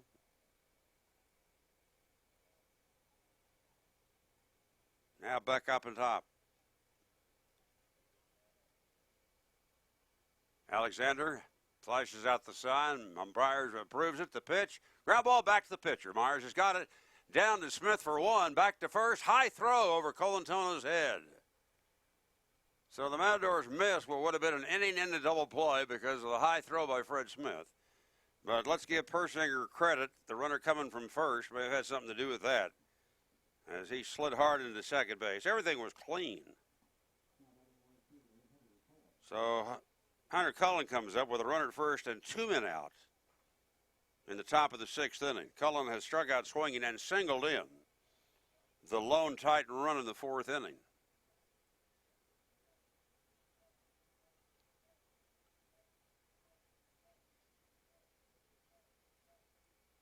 Here comes the pitch. Squares to bunt and takes high for a ball. 1-0.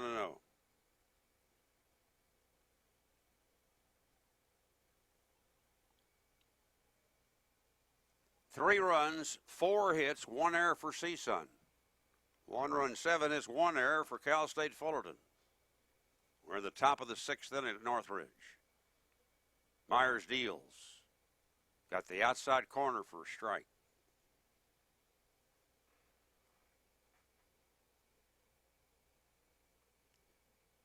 CSUN trying to avert a series sweep at the hands of Cal State Fullerton.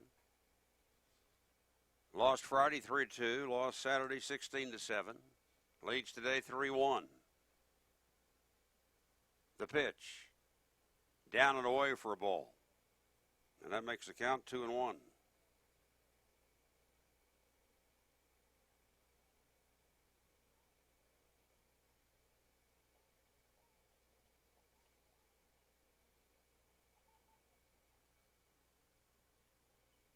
Hunter Cullen steps out for a moment.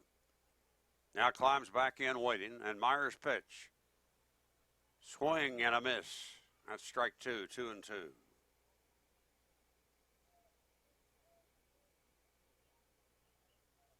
The Matador baseball team will hold its annual banquet right after the game this evening here on the campus. They'll hand out some awards. Here comes the pitch with the runner going. It's taken, strike 3 called, and Cullen is caught looking. No runs, a hit, and a man left. After 5.5 innings, CSUN 3, Cal State Fullerton 1. Matador Moments 2017. May 7th, the Doors clinch their first Road Series victory at Irvine in 14 years as Sam Myers yields only 1 run in 8 innings and Connor O'Neill notches his CSUN record 29th save.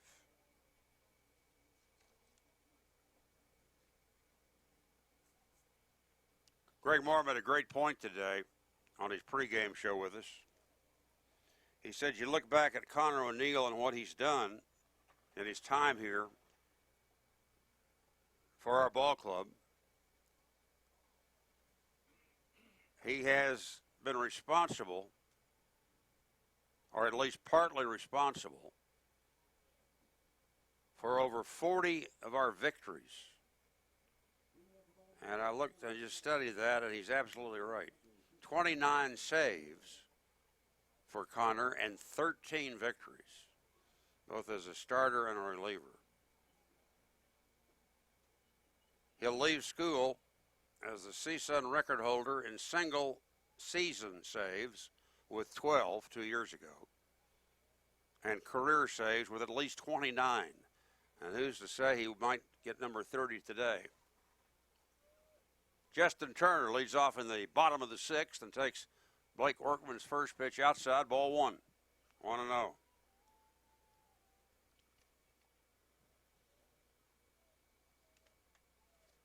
The next one, a smash up the middle for a base hit. So Justin Turner, who'll be back next year, rips a single up the middle. And the Matadors have the leadoff man aboard for the second time today. Turner had led off the 4th inning with a walk, but the Matadors didn't score.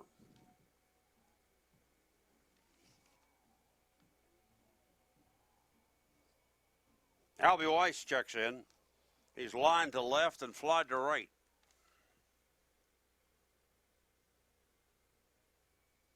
I was asking Rick Vanderhook, the coach of the Cal State Fullerton Titans, whether he was surprised, if he were surprised this year, by the great play of the Long Beach State Dirtbags. And he said, no, I wasn't. Here's Weiss getting a fly ball to deep left field. He's got a chance to go out.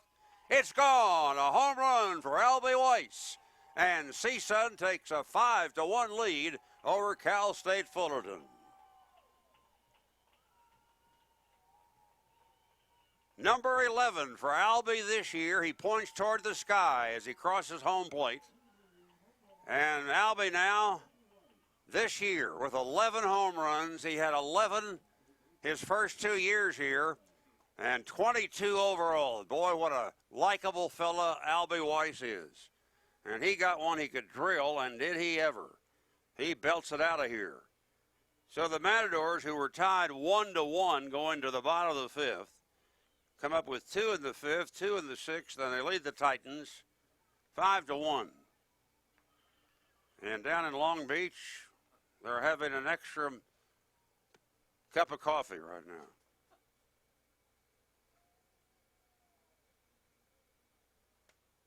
Albie's had quite a year. Last year he struck out dozens of times. He struck out more last year than any batter in the Big West Conference, by plenty. But he worked this offseason. He worked in preseason, trying to make contact, cutting down his swing, being more patient, looking for the pitch he could hit. And it's all paid off for him. He has led the conference most of the year, folks, in both home runs and runs batted in. And with that 2-run shot today, he now has 45 RBI on the year to go with the 11 home runs. So, Titan pitching coach Blake Hawkworth back out on the mound. And we're going to have a new reliever come in. for the Titans. It's going to be a right-hander, Jake Pabich, Pabich, 6'4", 200-pound right-hander from Irvine, who first went to Orange Coast College before he transferred to CSUN. So Blake Workman will leave the ball game, and he is the pitcher of record. He could lose his second game of the year in 8 decisions.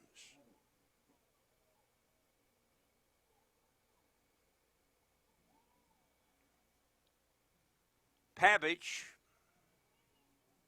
appears in his 16th game. He made 1 start this year. His record 1-2. His ERA is 5.76. He has worked 25 innings, allowed 25 hits, 16 runs, all earned. He does have an impressive strikeout to walk ratio. 22 strikeouts and 3 walks. 7-1, that's not bad.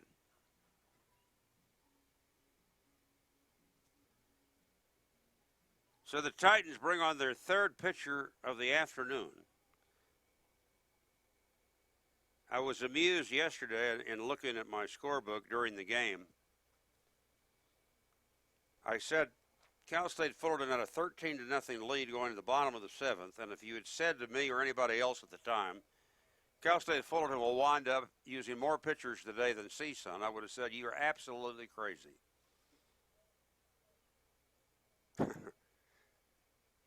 Fullerton used 5 pitchers before it was over, and CSUN used 4 in a 16-7 Titan win. Here's Bumstead taking a ball. The next one is lifted to center field and left center and deep, and this ball is off the wall. Hirsch will get it back in, but by that time, Nolan Bumstead is into second base with a double. 3rd straight hit in the inning, and still nobody out. A month ago Friday, Nolan Bumstead was hitting .250. He came into this series a month to the day later on Friday. He was hitting .308 and leading the team. He jumped 58 points in a month. And when I said to him yesterday, Nolan, what's the big difference? He said, not a thing. I said, I'll be darned. He said, I did notice yesterday that they threw me more off-speed pitches than they've been throwing me. Around to bunt, Dylan Alexander, and he takes a strike. In his final game as a Matador, Dylan has grounded out twice. Once to short, once to second. Alexander, in case you're wondering, has 4 sacrifice hits this year. Next pitch misses, and the count 1-1. CSUN has averaged a sacrifice hit every 2 games this year.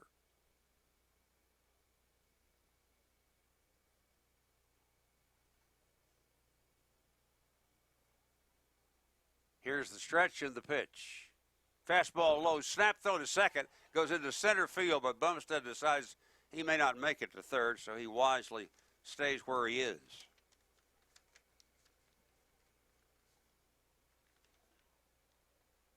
The count now 1-2 to Dylan Alexander. Cal State Fullerton has never had a losing season in 43 years of Division I baseball. We told you that it had 30-plus win seasons in 43 consecutive years. Alexander showing bunt even with 2 strikes on him. Pabage's pitch. Fastball high, ball 2. 2 balls and 2 strikes.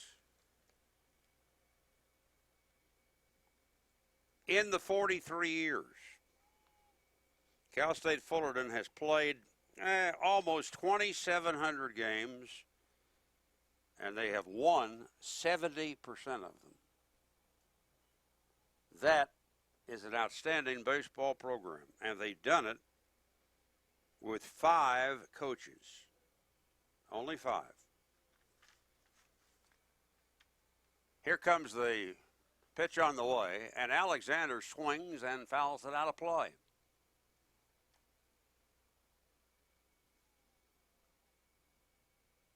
Three and 2 the count. Augie Garrido was the Cal State Fullerton coach for 19 years. He won 3 NCAA titles and 72% of his games. Now the next pitch to Dillon. Here it is. Strike 3 called, a good fastball, and Dillon knew it. There's the first out in the Matadors' 6th inning. Nolan Bumstead remains at second base, and here comes left fielder Harrison Hart. He's lined to the second baseman and popped up to the second baseman.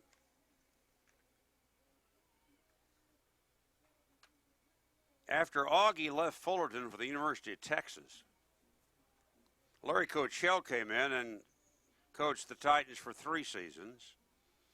Then it was George Horton for 11, and George had 1 national championship. Dave Serrano followed for 4 years, and now Rick Vanderhook is in his 6th year. Here's a half swing by Hart. And a count 0-1.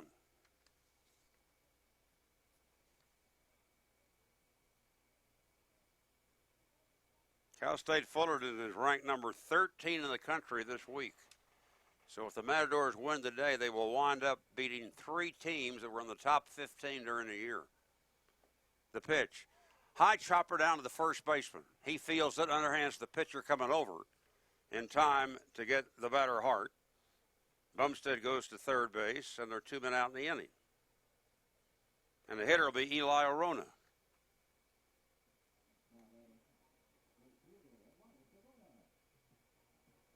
To show you how Cal State Fullerton has dominated the Big West Conference in baseball, in the previous 42 seasons before this one, they have won 74% of their league games. A model of consistency. Papich out of a stretch, and he delivers. Half swing, appeal to first, no swing. Ball 1 to Arona.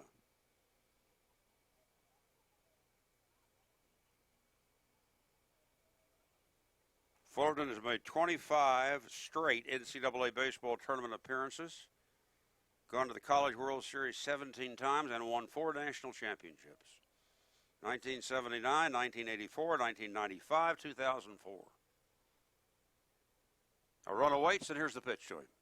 Swing and a miss, and the count 1-1.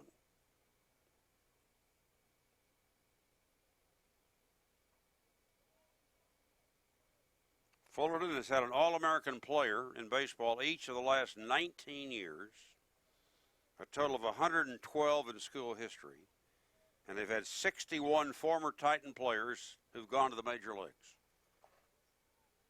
The next one, Arona swings, doesn't get it. 1-2. One of the first 2 Cal State Fullerton players who got to the major leagues was our friend Tim Wallach in 1980. Tim now a coach with the Marlins, who are playing the Dodgers here in town this weekend. Arona waits. Here's the 1-2 pitch. Very high for a ball, 2-2. CSUN 5, Cal State Fullerton 1. Last of the 6th inning. It's taken us 2 hours to get here today, but the Matadors don't care. They're ahead.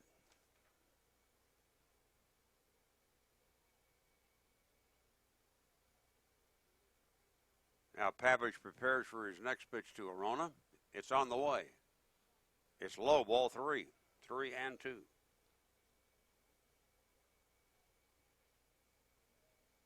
We mentioned that we think Long Beach State and Cal State Fullerton will be only the 2 Big West Conference schools to go to the NCAA. And so what does it mean if you win the conference? Well, it might give you a better seed for the NCAA regionals. That's the big thing. The next pitch, inside, ball 4. So Arona on base for the second time in 2 innings. Remember, he doubled and scored in the 5th. The Doors have runners at first and third with 2 away, and here comes Will Colantonio.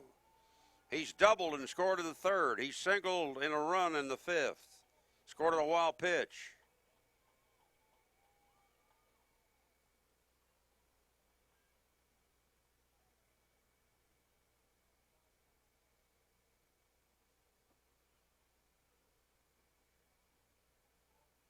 Colantonio taking a long look down to first base coach Jordan Tuhig.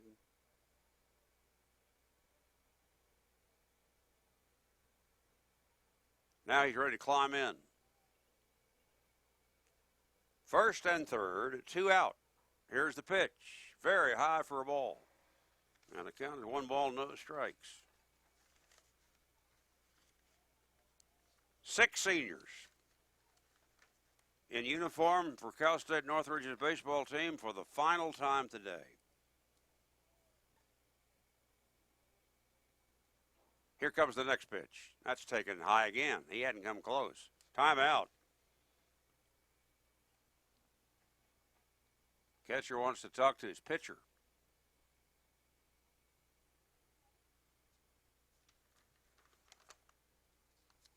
Sam Myers has been given a 4-run lead now.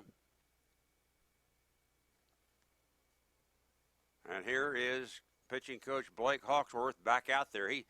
Blake has worn out the grass between the first base dugout and the pitching mound in the 3 days that the Titans have been here. I believe he leads all pitching coaches from rival teams who've played in this ballpark this year in trips to the mound.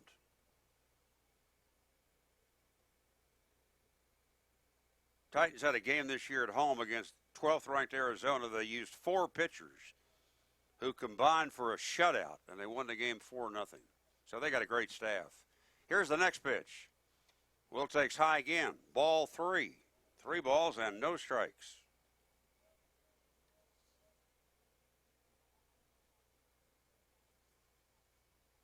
Cal State Fullerton has never led this afternoon. They got even in the 4th inning, fell behind in the 5th. The next one, Will takes a strike, and it's 3-1. CSUN got a run in the 3rd. Colantonio doubled, and Rubalcaba singled him home. 3 singles got the Titans the tying run in the 4th. In the 5th inning, CSUN got 2, and here in the 6th, Allie Weiss hit a 2-run homer. Here's strike 2 called to Colantonio. No, sorry. Ball 4.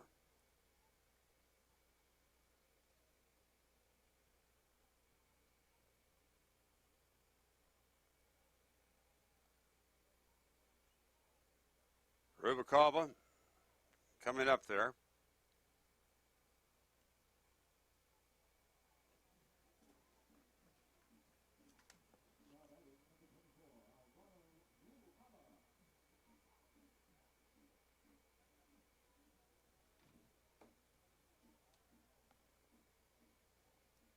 Rubalcaba today flied to deep right, singled home run, and flied out to center field.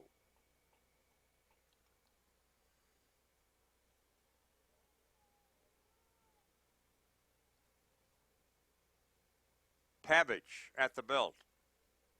And the pitch. Fastball is down low for a ball, and it's 1-0.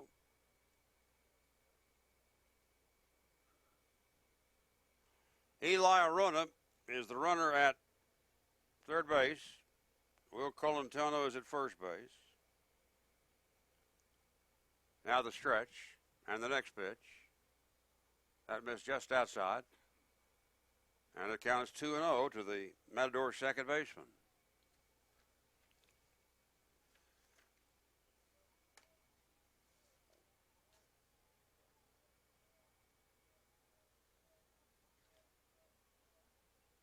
Now the right-hander Pavage is set. He delivers and gets it in for a strike. And that makes it 2-1. Rubalcaba leading the Big West in stolen bases this year. He swiped another one today. His 16th steal. Second in the league in walks and on-base percentage. 4th in runs. Here he comes. Swinging a ground ball up the middle, and a great play by the shortstop. The throw to second's too late, and another run is in. Colantonio beat the throw. But a great play by the shortstop, Timmy Richards, who left his feet, made a sprawling stop, and while on the ground, backhanded the ball to his second baseman, Saheed Valenzuela. It was a close play, but Will was ruled safe, and Arona came home to score. And for CSUN, it's been a 4-run inning, and they lead the ball game 7-1. It'll be another RBI for Rubalcaba, second of the day. And now we're going to have another pitcher-catcher conference.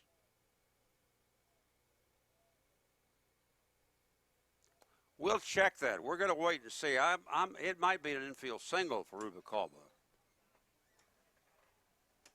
Rubalcaba, a single or a fielder's choice, Nick? It's a single. Thank you. Yeah, I got to thinking about that. Shortstop wouldn't have had a play at first anyway, so yeah, you got to give Rubalcaba credit for a base hit. Another new pitcher for Fullerton. They used 5 pitchers yesterday. They've used 4 pitchers today. They won yesterday after building a 13-0 lead. Now it's Gavin Velasquez coming on for the second day in a row.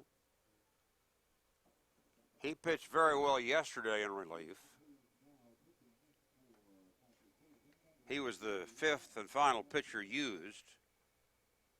And in the 9th inning, among other things, they got Dylan Alexander grounded into a double play. Allowed 1 hit, but he faced the minimum 3 batters, and it was all over, 16-7 in Cal State Fullerton. But today, well, it's been a different story so far. CSUN with a run in the 3rd, 2 in the 5th, 4 in the 6th. Cal State Fullerton got a run in the 4th. Albie Weiss pounding his 11th home run of the season here in the inning with Justin Turner aboard on a single.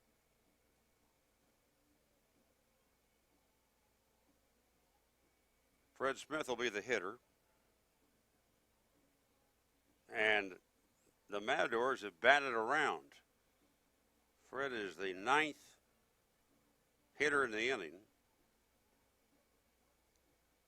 In his final game as a Matador, Fred is 0 for 3. He's grounded out twice and struck out the other time.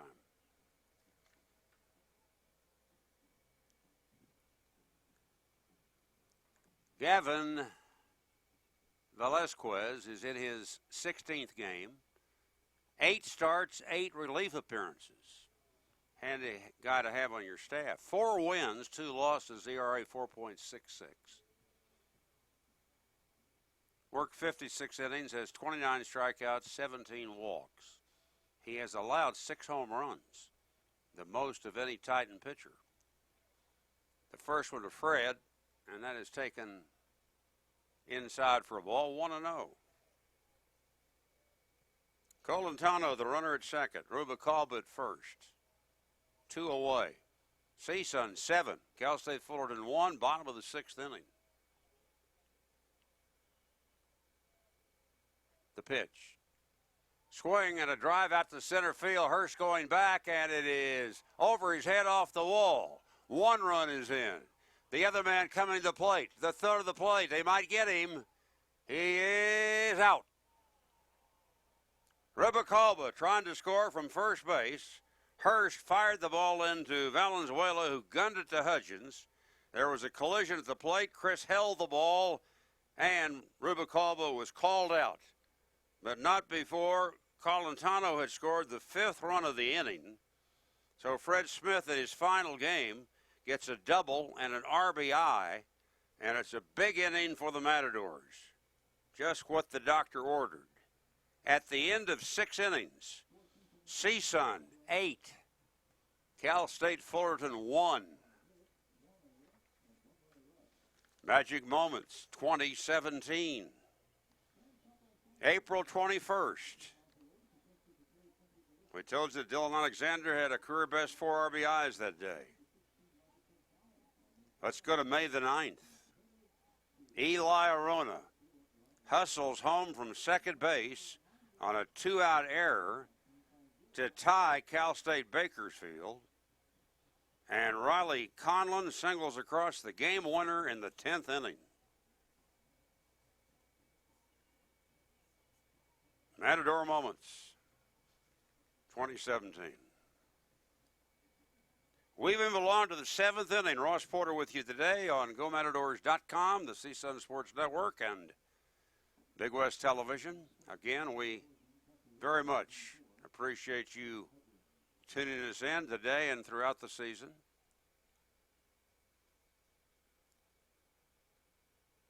Sam Myers feeling very, very good about things right now. His final game as a Matador, he's got a 7-run lead going to the 7th inning. Here's Chris Hudgens. And the catcher takes a strike. 0-1.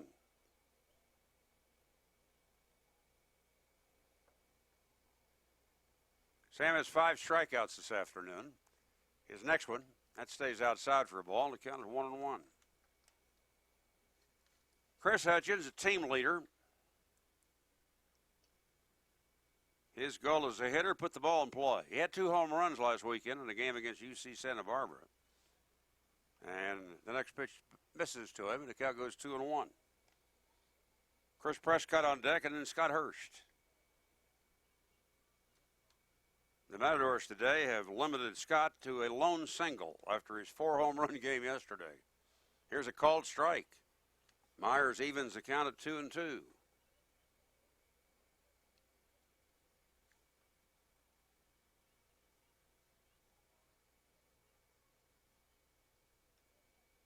Hudgens steps out for a moment, now back in waiting. And the pitch. Swing and a miss. He strikes out.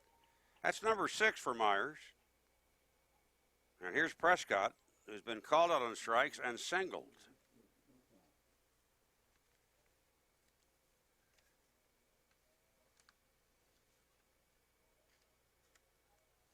We were talking earlier about the fact that Cal State Fullerton may have 8 to 10 players drafted next month in Major League Baseball's first-year player draft. They have 10 players on this current roster who have been selected previously in the Major League draft. Myers misses high, now comes low, and it's 2-0. Newcomer Dylan Persinger has actually been drafted twice, in 2015 by the Cleveland Indians in the 31st round, and last year by the Los Angeles Dodgers. But he decided to attend Cal State Fullerton instead. Myers' next pitch misses. I think Sam stumbled coming off the mound. Dylan Alexander is going out to talk to him. So 2 of those 6 graduating seniors on the CSUN Ball Club are getting together out there, and Alexander pats him on the leg and returns to the plate.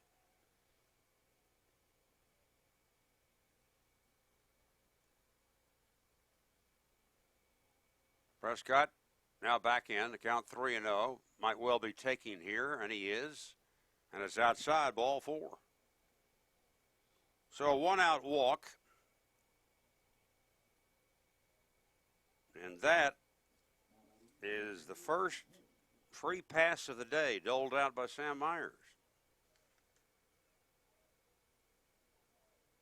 Now, the talented Scott Hurst coming up. He has struck out swinging, singled, bored on a fielder's choice. Coach Greg Moore is on the way out to the mound.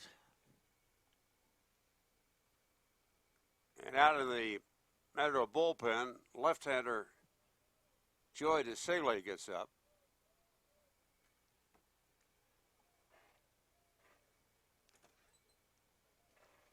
Let's check the pitch count for Myers. 106.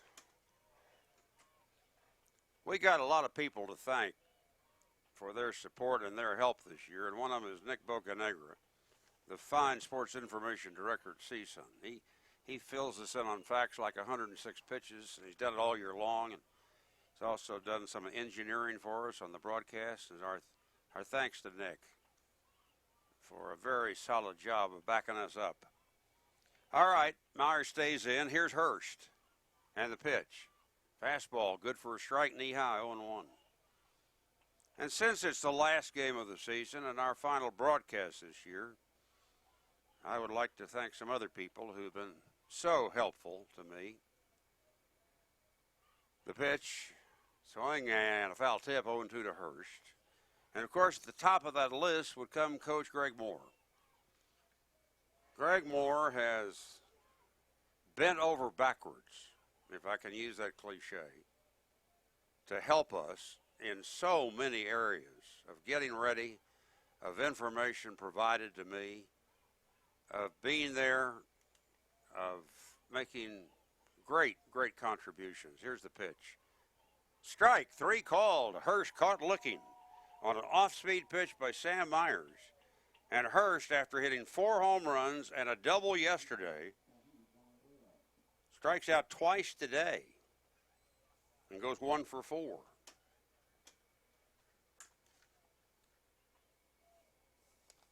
Seven strikeouts for Myers. Remember, his career high is 11. Here is Saheed Valenzuela. He swings and sends a fly ball to shallow center field. Who's going to get it? Nobody. It drops for a base hit. And now Saheed Valenzuela, who had a single in the 5th and has a base hit here in the 7th, he now has 20 multi-hit games this year. Tops on the Cal State Fullerton team.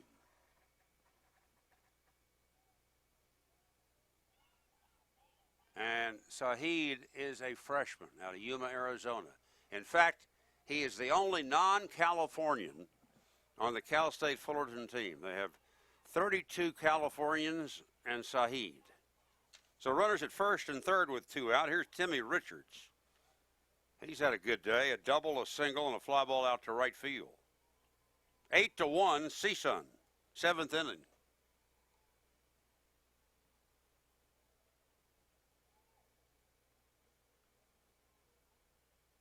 Now the stretch.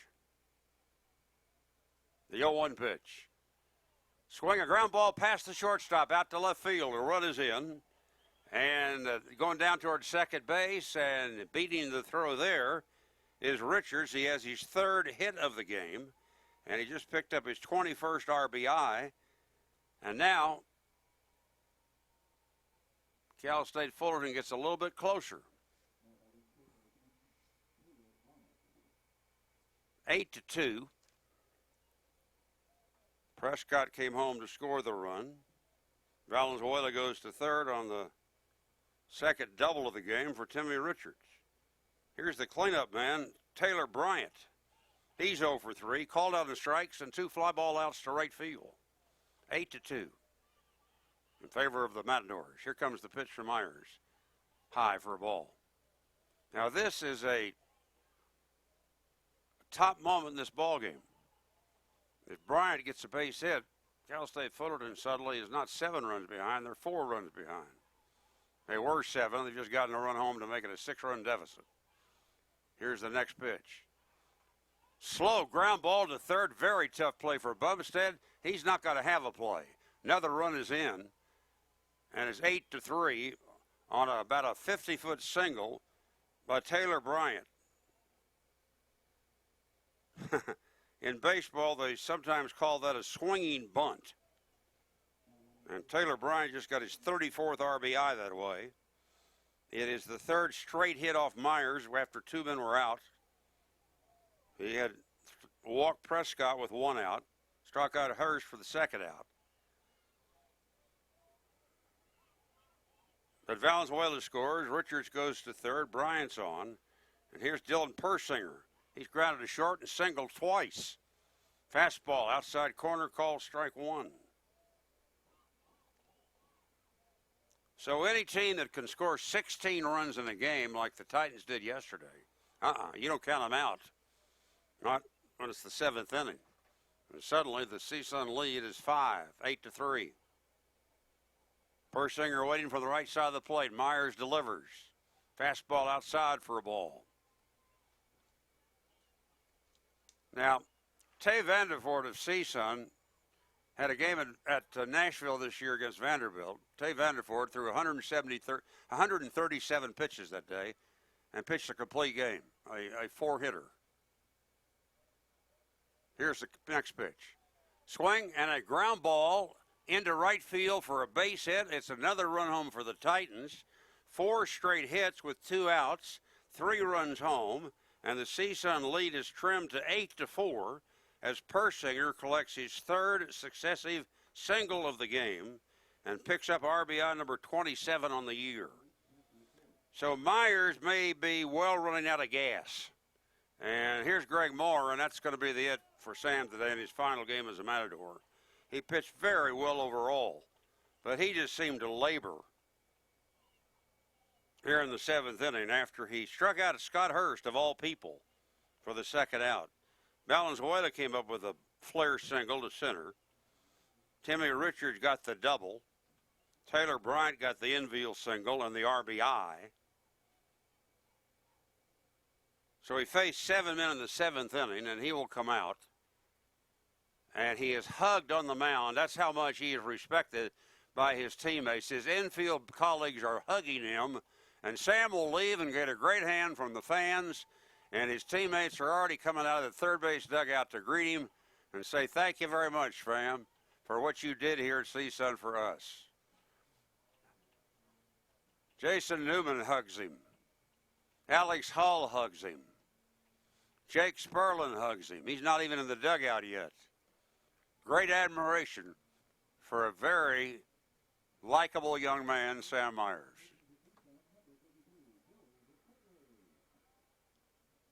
So Joey DeSigley is brought in, the left-hander.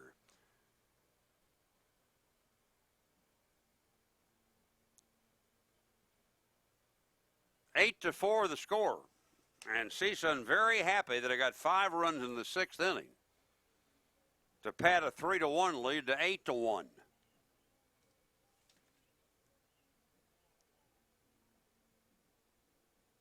Can't close the book on Myers yet.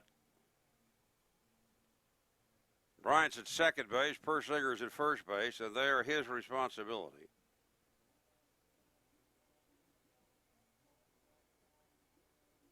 One of the keys to keeping this inning going was that little tapper by Taylor Bryant, that 50-foot infield single that drove in a run.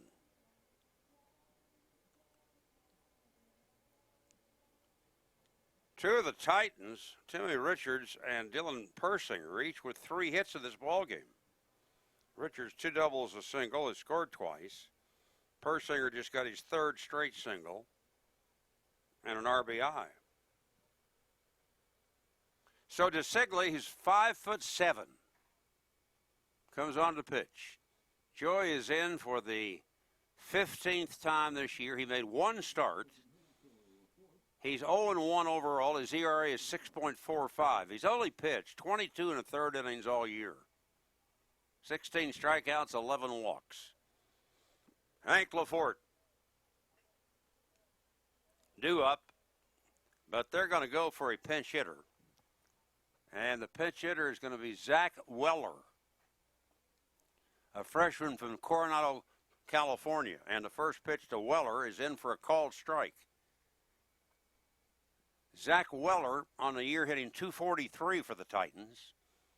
Left-handed pitcher, right-handed batter. 2 on, 2 out. The pitch in the dirt for a ball. And the count 1-1.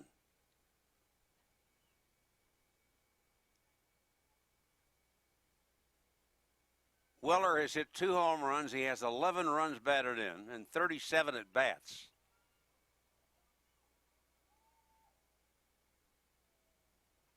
Now the stretch by DeSigley and the pitch. Line drive caught by the second baseman Rubalcaba for the final out of the inning. Cal State Fullerton sends 8 batters to the plate. 3 of them score. There were 4 hits and 2 men left. Stretch time in the ballpark at Matador Park in Northridge, California. Our score after 6.5 innings, CSUN 8, Cal State Fullerton 4.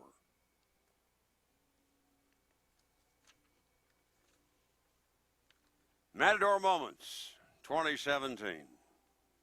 May 14th. 6 Matadors finish with multiple hit games, and CSUN scores a dozen runs to win at Cal Poly.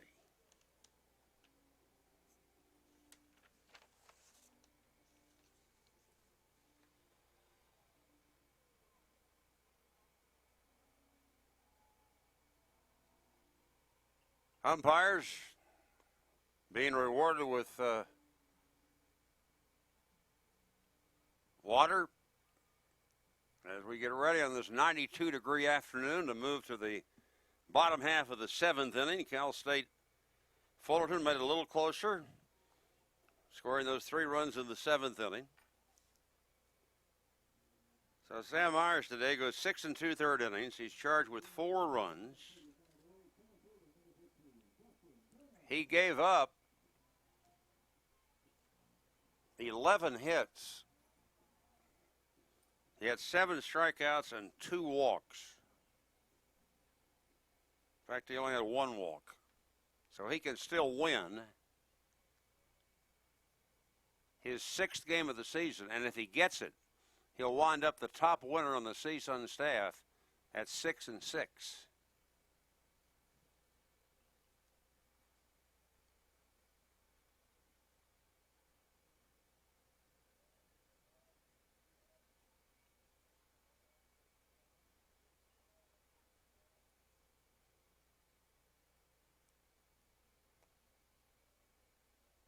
Justin Turner, the batter. And the first pitch from Valenzuela misses. The next one's in for a strike, and the count's 1-1. Valenzuela delivers, and the pitch is swung on and drilled into center field, and that'll be a base hit for Justin Turner. So Justin has a multiple hit game. His second single, he also walked and struck out. And that'll bring on Albie Weiss, who hit that 2-run homer in the 6th inning that made it a 5-1 game for the Matadors. He had lined out to left, flied out to right earlier. Weiss with a team-leading 11th home run and a club pacing 44th and 45th RBIs of the season.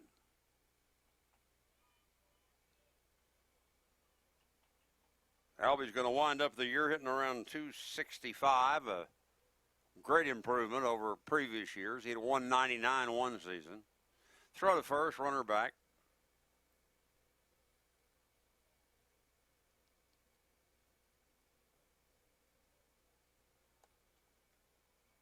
That's the 10th hit of the game for the Matadors, the one by Turner. Weiss waiting. Velasquez stretches, and the pitch. Albie swings, sends a foul ball outside of first, down the line, curving back and out of play. I was earlier going to tell you about the CSUN players, the CSUN Fullerton players, who have been drafted in the past.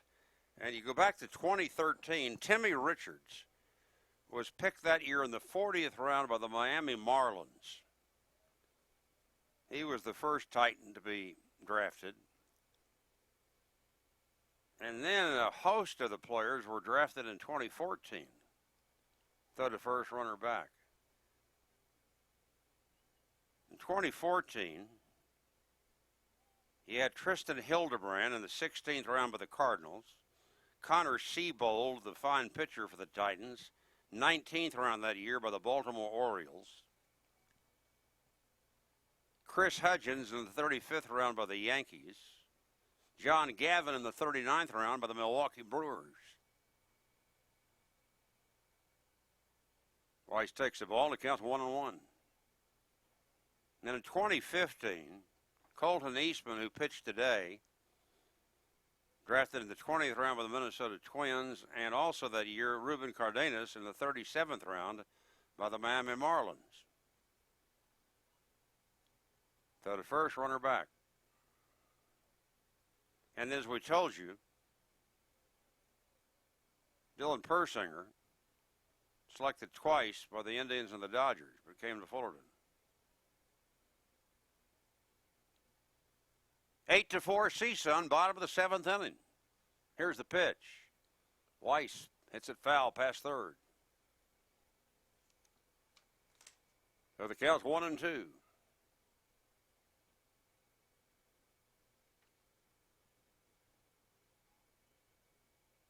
CSUN has already recruited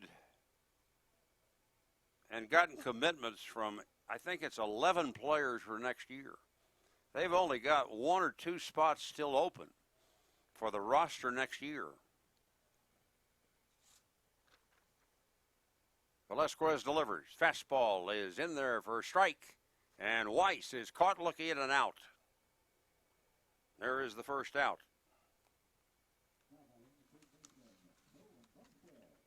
Nolan Bumstead comes up. He's bounced out twice and doubled and scored a run.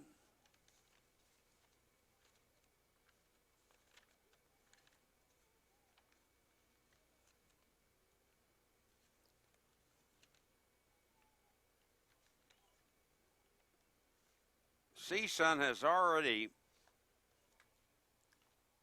gotten commitments from 8 pitchers for next year. 7 high schoolers and a junior college product. Pitch out, nothing going. Snap throw to first. Runner's back safely.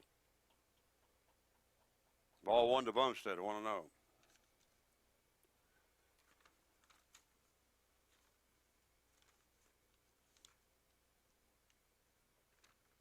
You're always looking to improve your ball club, whatever the area might be. And you got to think that the Matadors want to improve on staff ERA, which was 5.17 coming into this last game of the year. Here's the pitch. Fouled down the right field line, backing out of play by Bumstead.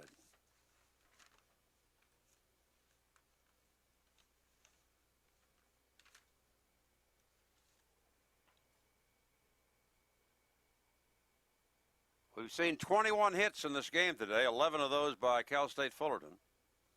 12 runs, but 8 of those belong to CSUN.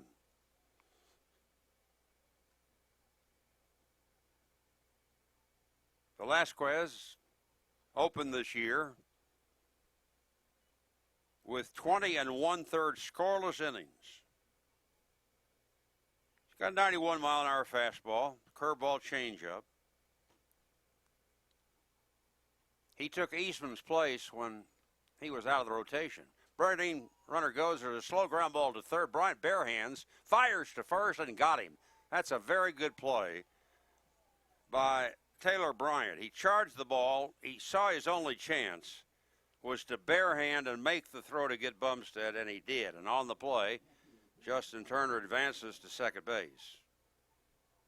So the Matadors have a man in scoring position, but 2 gone in the inning. Here's Dylan Alexander, and what might be his final at-bat as a Matador. Dylan is grounded to short, bounced out to third, called out on the strikes.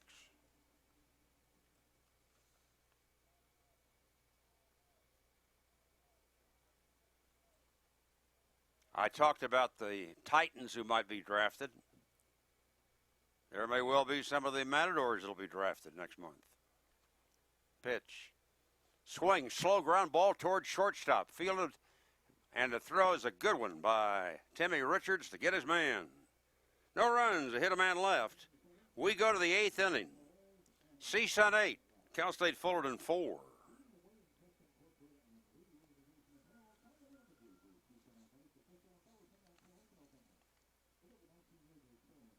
May I also thank the CSUN players who were so helpful to me this year in so many ways. They were willing to be guests on our Matador post-game show, Meet the Matadors. They did excellent jobs for college students. Very good answers. Very bright young men. Very friendly, cooperative, supportive. Can't say enough for the Cal State Northridge baseball squad. Quality players.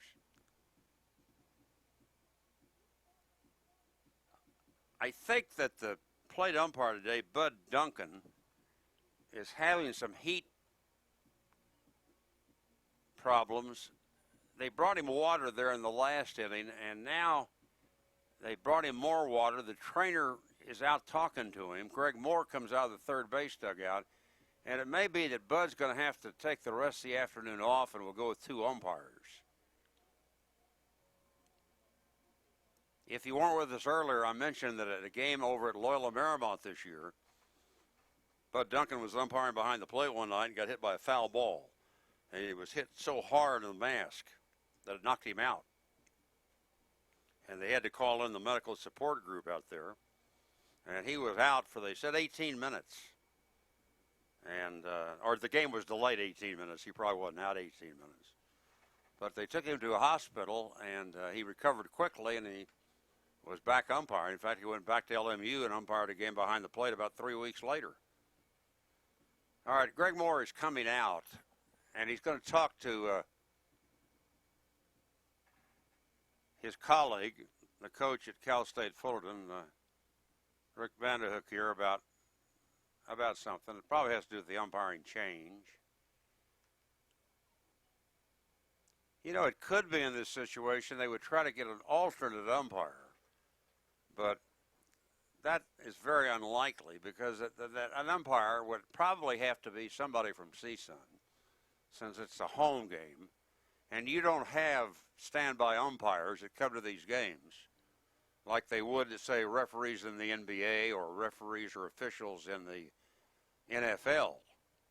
They have backup officials in those sports, but not college baseball. And you don't even have it in Major League Baseball. You got 4 men who are on a crew, and who'll work together almost always the whole season together. And so, timeout for the moment. There's a gathering of some of the CSUN infielders, all the CSUN infielders around Greg Moore out on the mound. The 3 outfielders are out in their positions waiting. And while I got a moment, I also want to thank the sports information directors from the other schools, the schools that have played CSUN this year.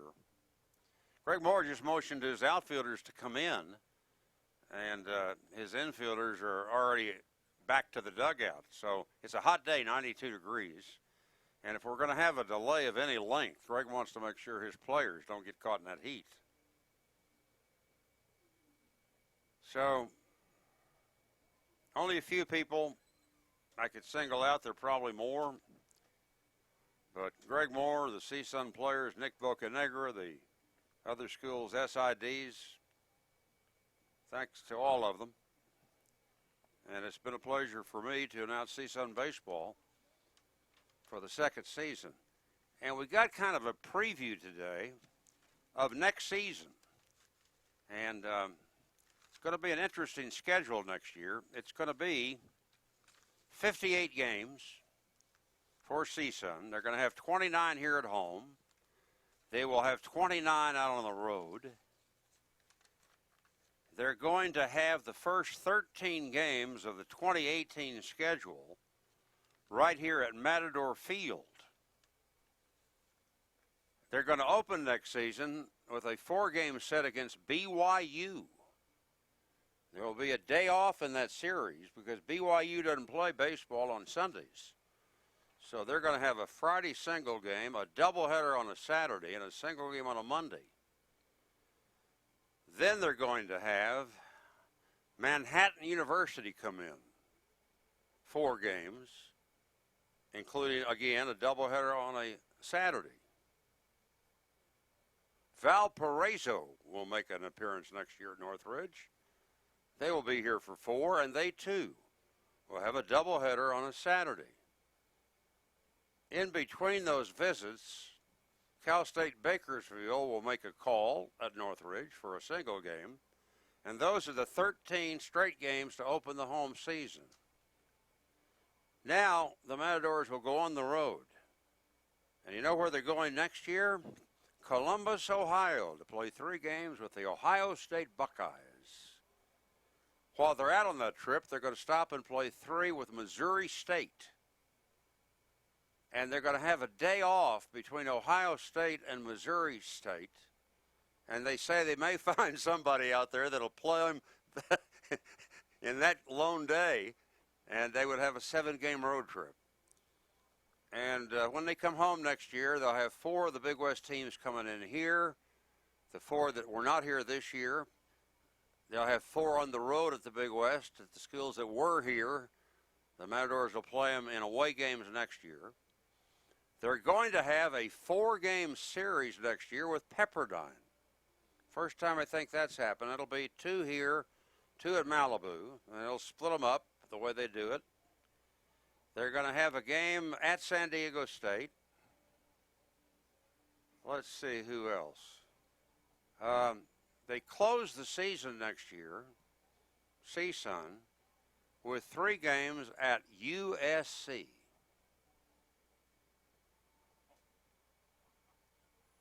They'll have a home-and-home with UCLA next year.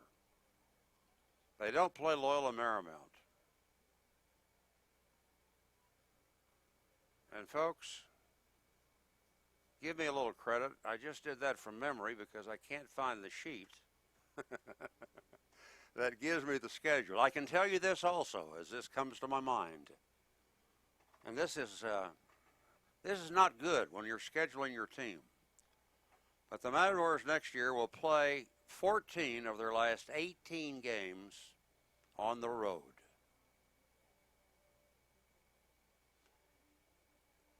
It behooves you to get off to a good conference start next year in all those home games. But that's it. 58 games if they can schedule somebody between Ohio State and Missouri State. 57 if not. I think the umpire, Bud Duncan, has called it a day, but there's nobody on the field. We're in that kind of a delay here. And, of course, in these situations, what you will do is you will have one of the 2 base umpires, either Kevin Doherty, who's been at first base today, or Pablo Bustamante, who has been umpiring at third. One of the 2 will now don the mask and come behind the plate to call balls and strikes. And we have seen games where you've only had 2 umpires. So it's not inconceivable. What usually happens is, besides the plate umpire, you put that other umpire behind the mound. So he makes the call at first, makes the call at second. And usually the plate umpire will make the call at third on a ball that's hit down the left field line. He will declare whether that's a fair or a foul ball, because that base umpire is out of position to make the call for the most part. That's how it usually goes. We've also seen Major League umpires who've been injured in a game, or at least shaken up, who have to come out. And those big league umpires can go with 3 men. And in that case, you usually you lose the you don't know who was hurt, but usually you will not have a second base umpire in that situation. You'll have the guys at first and third and the plate umpire, and that will be it. So we have what you would call a lengthy delay in this game as we wait for it to be resumed. And for me to tell you why it has taken this long to resume, I don't know.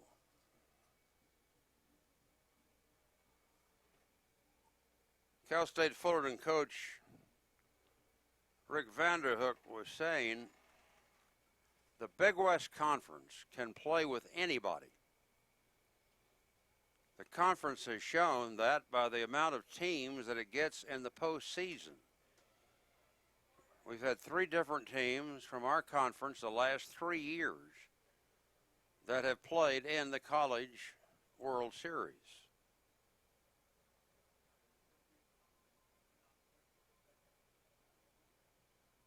Cal State Fullerton got as high as number 5 in the rankings this year. They were 8 for several weeks. They were 13th this week. And they've still got the 3 games next week at home with Long Beach State. But most of us think, without a doubt, Long Beach State and Cal State Fullerton will represent the Big West Conference this year in the NCAA baseball tournament. We pass along our very best wishes today to our friend Tommy Lasorda, former Dodger manager, guy who guided the club to World Championships in 1981 and 1988, is hospitalized at the moment. But the latest report we get today is that Tommy is resting comfortably, and the hope is he will soon be released from that hospital. Tommy is 89 years old. He'll be 90 in September.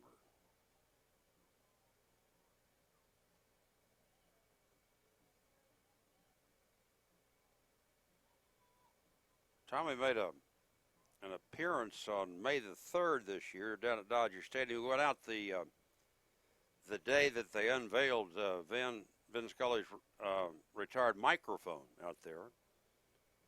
And Tommy also participated in the dedication of Jackie Robinson's statue at Dodger Stadium on April the 15th.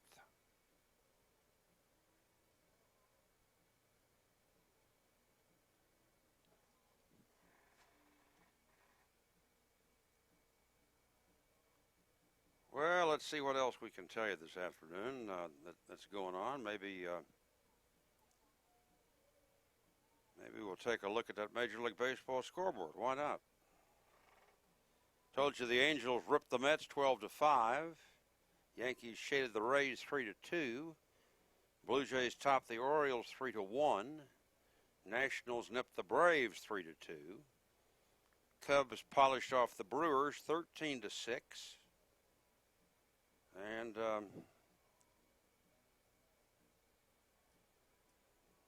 Rockies got a 6-4 victory at Cincinnati today. Pirates shaded the Phillies 1-0. Indians topped the Astros 8-6. Royals beat the Twins 6-4.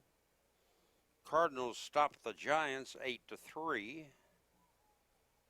Red Sox lead the A's 7-3, top of the 9th. White Sox all over the Mariners 8-1, bottom of the 9th. And the Dodgers lead the Marlins 6-3 in the top of the 9th inning. Padres have a 5-1 lead over the Diamondbacks in the top of the 9th inning. And the Twins out to a 5-2 lead over the Royals in the top of the 3rd inning. The Rangers and Tigers will be playing tonight. And if you're a hockey fan, Pittsburgh embarrassed Ottawa today 7-0. And the Penguins lead that Stanley Cup Series 3-2. Nashville leads the Ducks 3-2, and Nashville gets Game 6 at home.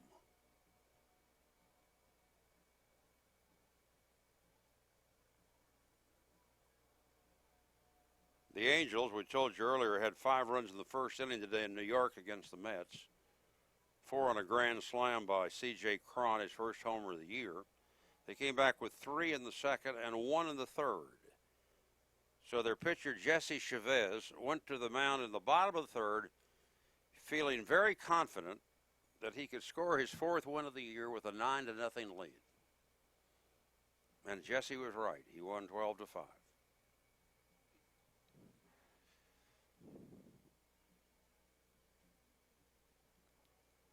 Here,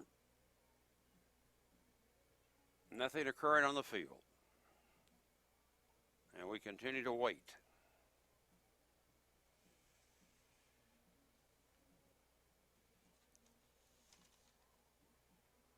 Well, let's see if we can maybe bring up some college baseball scores today to let you know what's going on there.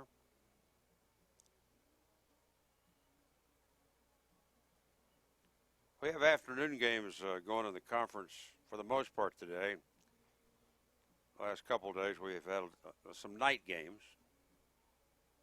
But Long Beach State was playing this afternoon against Hawaii. We'll see if we can get an update on that game. Looks like CSUN's going to finish 4th in the Big West Conference. Coaches said before the year began they'll finish 6th. So, an improvement of any kind is good. Well, now we see someone, maybe a Matador player, carrying a hose out around the mound.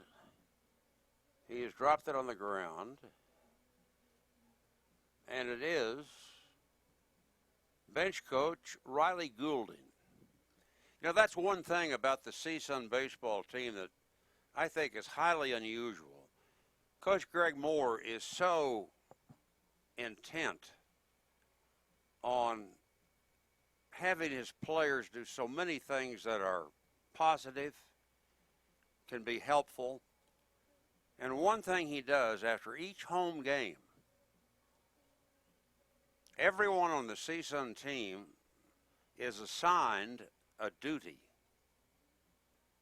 And the duties are simply this.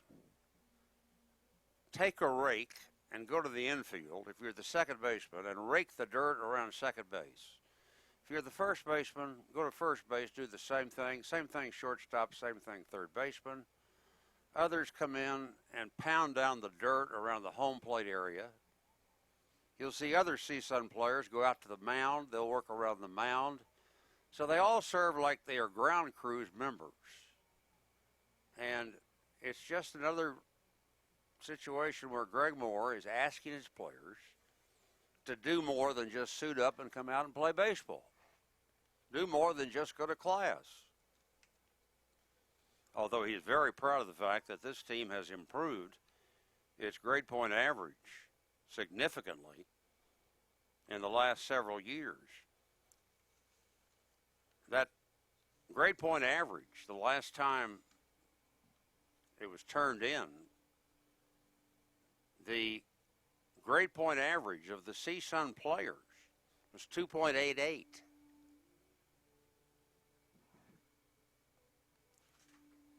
And that's an improvement from the past. Now, some of those players are going out on the field to try to help, and we've got a machine out there that's circling, kind of like a Zamboni does in hockey. Huh? Emergency, right there. They're walking. Paramedics are walking down.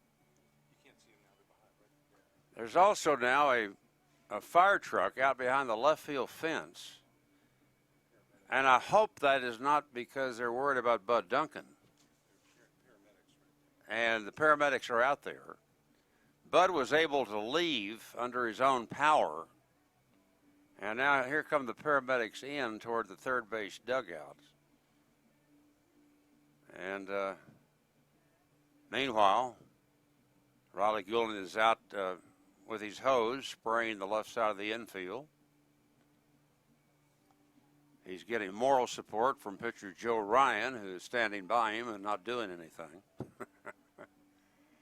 Meanwhile, out at second base with a rake, Tay Vandervoort, who was the pitcher on Friday here and pitched a very good ball game.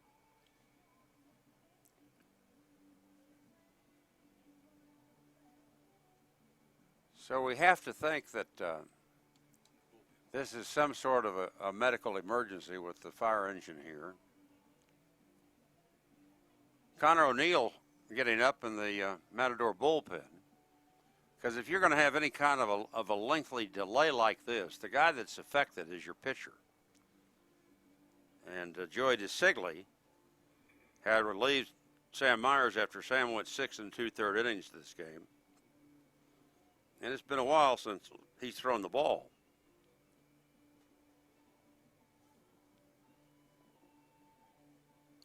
We have completed 7 innings in this game. The line score looks like this. CSUN 8 runs, 10 hits, 1 error. Cal State Fullerton 4 runs, 11 hits, and 2 errors.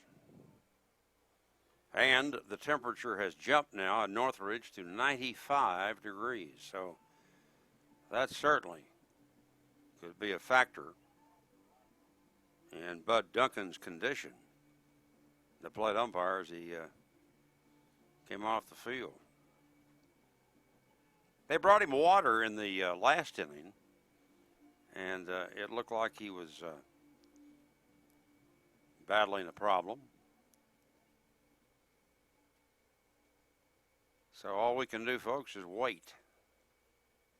And what else can we tell you here, just to keep it going?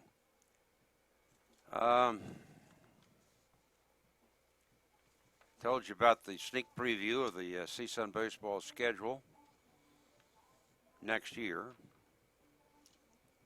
Now that I've found the copy that I wrote, maybe I can find some additions. Oh, yes, there's one. CSUN next year will play 3 games with Fresno State, and 2 of them will be on the road. They'll play 1 game at Cal State Bakersfield.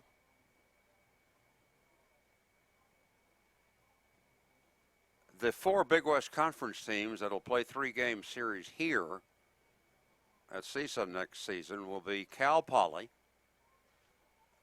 Long Beach State, UC Irvine, and UC Davis. The Matadors in 2018 go to Riverside, Honolulu, Hawaii. That'd be a nice trip. Santa Barbara and Fullerton.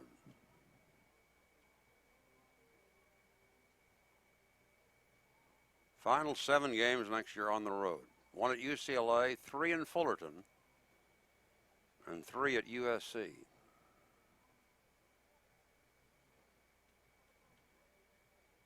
I think the Matadors on that trip that winds up in Honolulu, they go to Fresno first, and they fly from Fresno to the islands. Non-stop, you know. So they played 55 games last year, and they're going to play 55 games this year. And next year they jump it up to 58 games.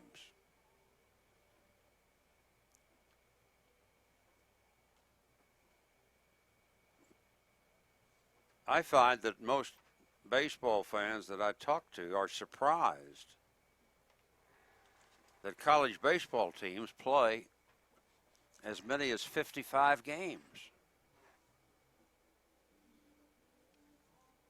And what you see happening is that, without any doubt, the coaches are focusing on their conference games.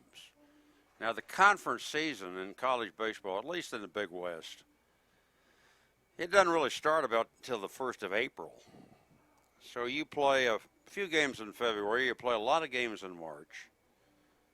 They're really what you call warm-up games. They prepare you for the conference season. And then it gets to where, in the Big West, you know you're going to have 24 league games, 12 at home, 12 on the road. Coach Greg Moore, again today, before the game, and he does this about every weekend, had several recruits in, several players that he's looking at, several players he's talking to about coming to CSUN. He told me recently that, you know, when he has a young man come in, he asks him different questions, and they might be unusual questions. They don't have to be about, son, what are you going to major in when you get here? Let's face it, a lot of freshmen don't know what they're going to major. And he doesn't talk to them about things that you might ordinarily think a coach would talk to. He doesn't talk to them about the worthiness of coming to the beautiful campus at Northridge, California, and walking around and seeing Matty Matador and such things on the campus.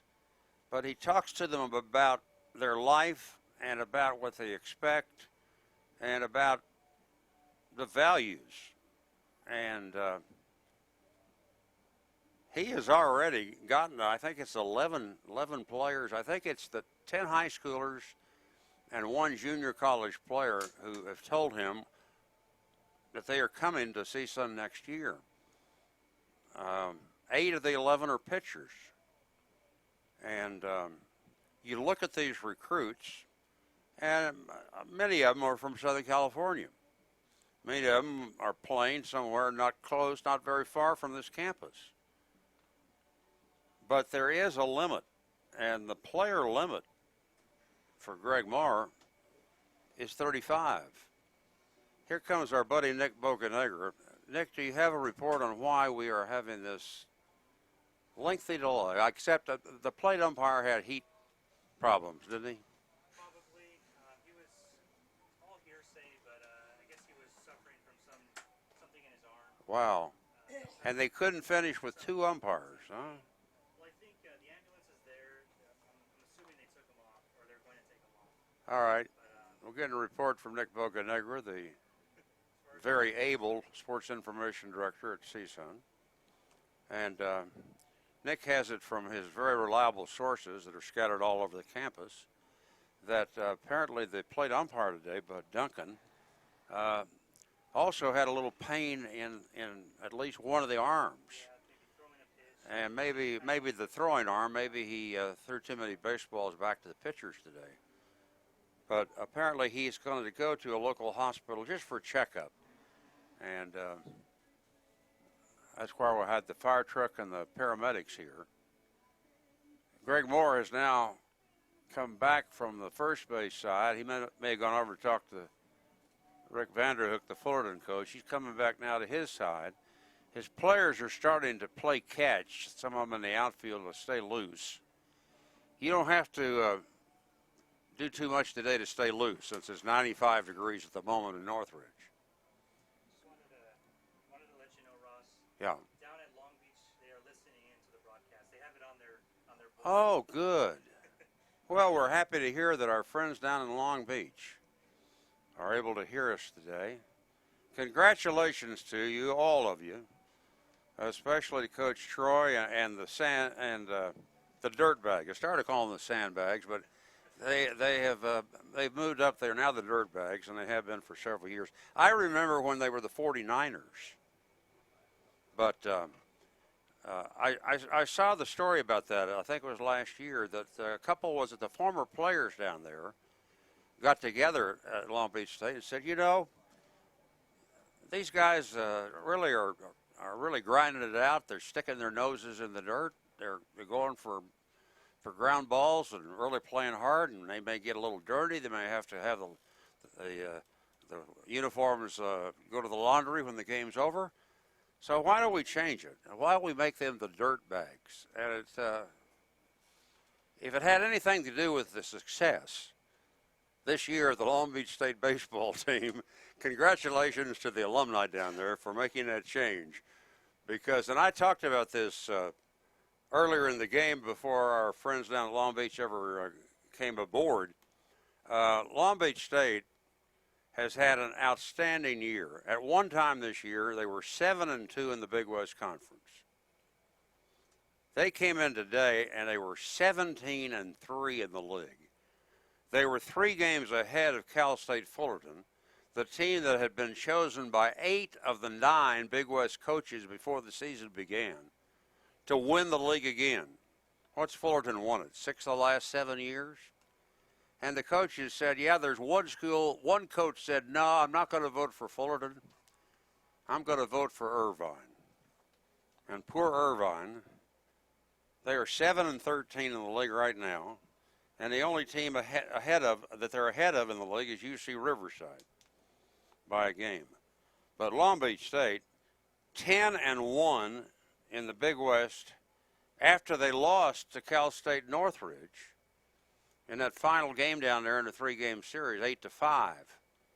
Dirtbags have won the first 2 games. And I think, without looking, I think the other loss that Long Beach State had in that 11-game stretch was against Cal Poly.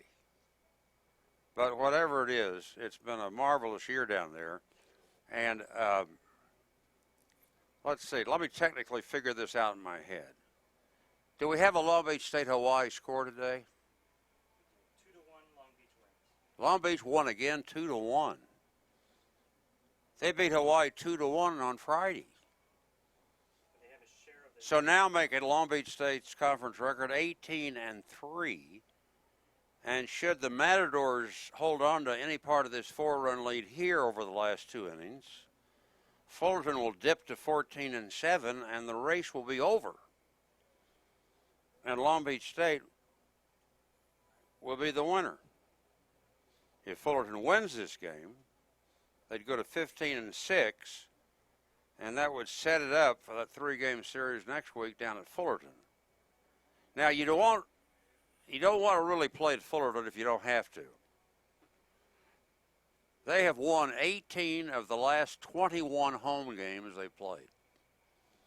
They are 20-6 at home this year. And that's even losing a game. I think it was last week down there. Yeah, they lost Monday to St. Mary's 12-4 down there. And so that's where we stand. But anyway, great year for Long Beach State. And we think, and we've said that today, and we said it the last couple of days, the consensus among the people who should know, only 2 Big West Conference teams are going to go to the NCAA baseball tournament this year. That's going to be Long Beach State and Cal State Fullerton, and they deserve to go.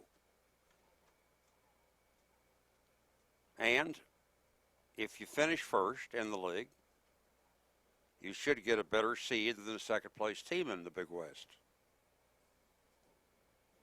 They have not announced yet the schools that'll have the regionals.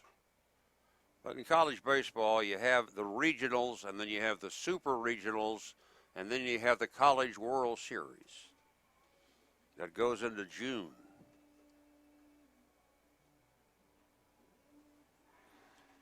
Well, Riley Goulding has completed his duties with the hose. He has put some water on the dirt portion of the infield. The infield is now looking even better. And we're still waiting for a resumption of this game.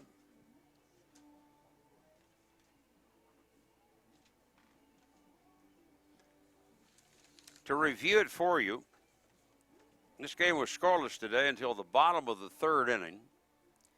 And then CSUN got a run. With 2 out, Will Colantano got a double, and he came home on a single by Alvaro Rubalcaba. Cal State Fullerton tied it in the 4th on singles by Timmy Richards, Dylan Persinger, and Hunter Cullen. He was 1-1 moving to the bottom of the 5th. With 1 out, Eli Arona doubled for the Matadors, and Will Colantano singled him home. Moved around to third base with 2 outs and came home to score on a wild pitch.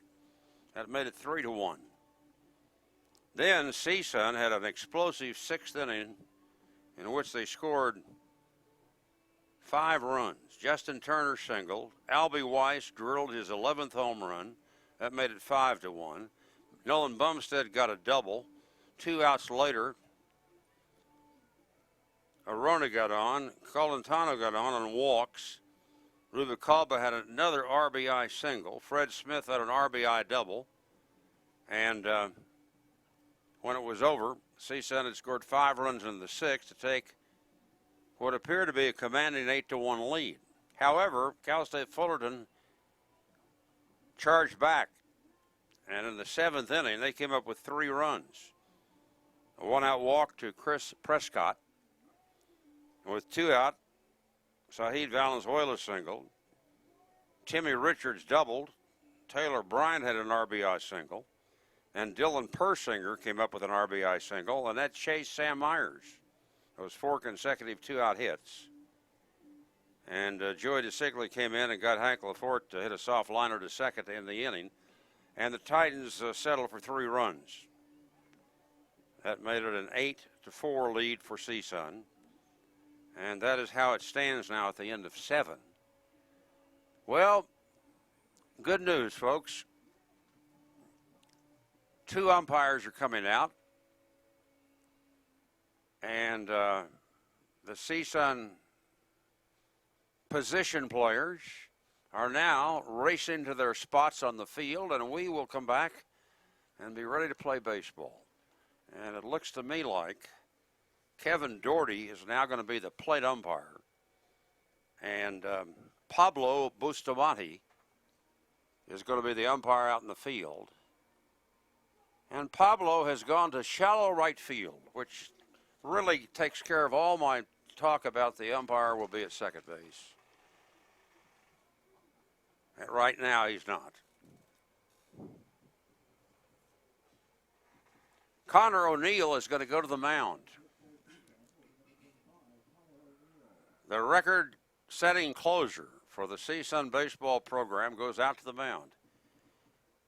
We mentioned earlier that if Connor got a save today, he would wind up his CSUN career with a school record 30 saves.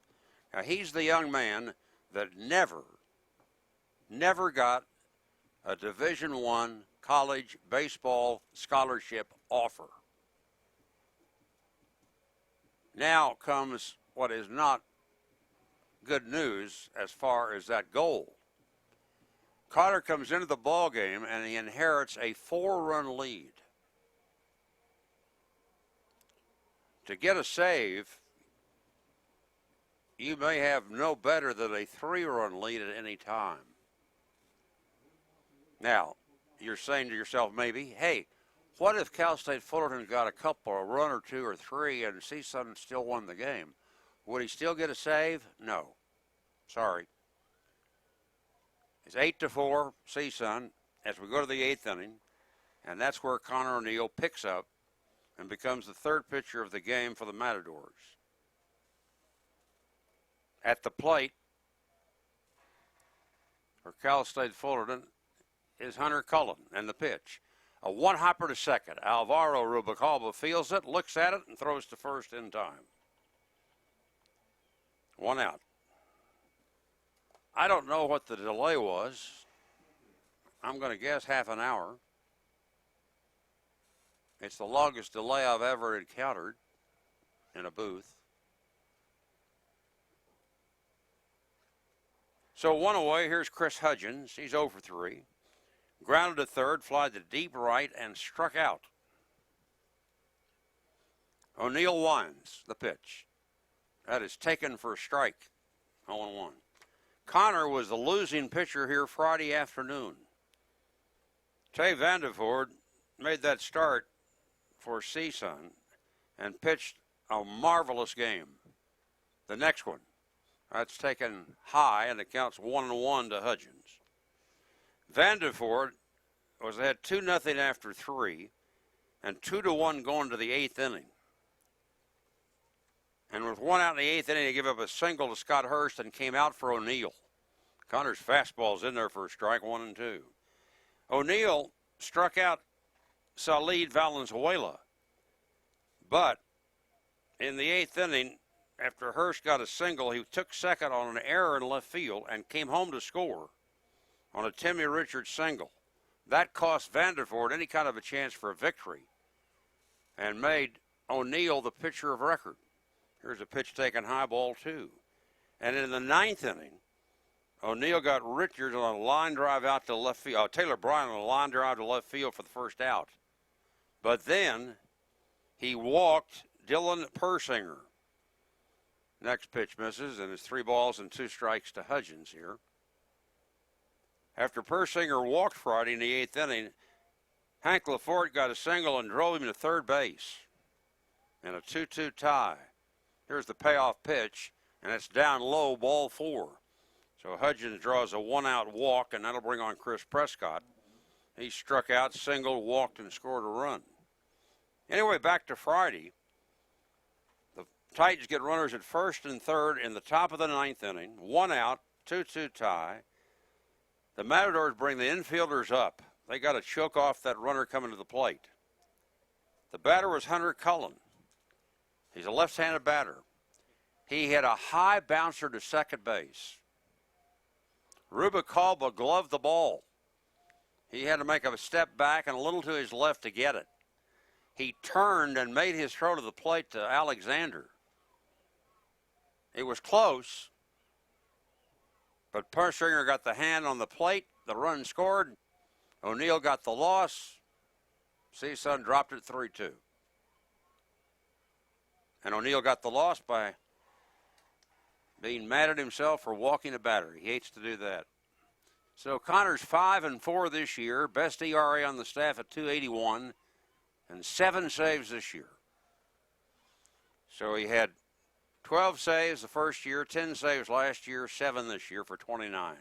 The pitch is lifted back at shortstop to center. Turner goes back and makes the catch. Justin almost got fooled. His first step was toward the infield, and then he said, whoa, wait a minute. Threw on the brakes, went back, reached over his head, and gloved it. That's out number 2. Here is Scott Hurst. After one of the great days in college baseball history yesterday, when he clubbed 4 home runs, had a double, a walk, drove in 7 runs, and scored 6, Hurst has come back to earth today. So the first not in time. Scott struck out swinging to open today's game. Yesterday, he opened the game with a home run. This afternoon, he singled in the third, aboard on a fielder's choice in the 5th, got picked off first base, and was called out on strikes in the 7th inning. So, what do they say? He's gone from the penthouse to the basement. The pitch. That's taken down low for a ball.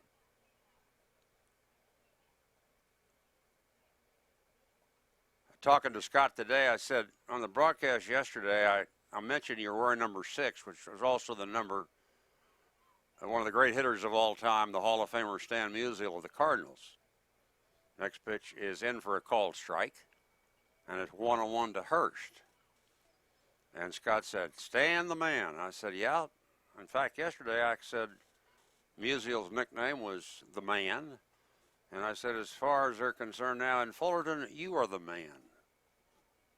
And will always be remembered. Here comes the pitch. That check swings in there for strike 2, 1-2 to Hurst. I got to thinking last night about Stan Musial's career with the Cardinals. He wound up with 3,630 hits. 1,815 hits at home, 1,815 hits on the road. And Hurst strikes out for the 3rd time today. That's the great game of baseball. One day is different from another. At the end of 7.5 innings, CSUN 8, Cal State Fullerton 4.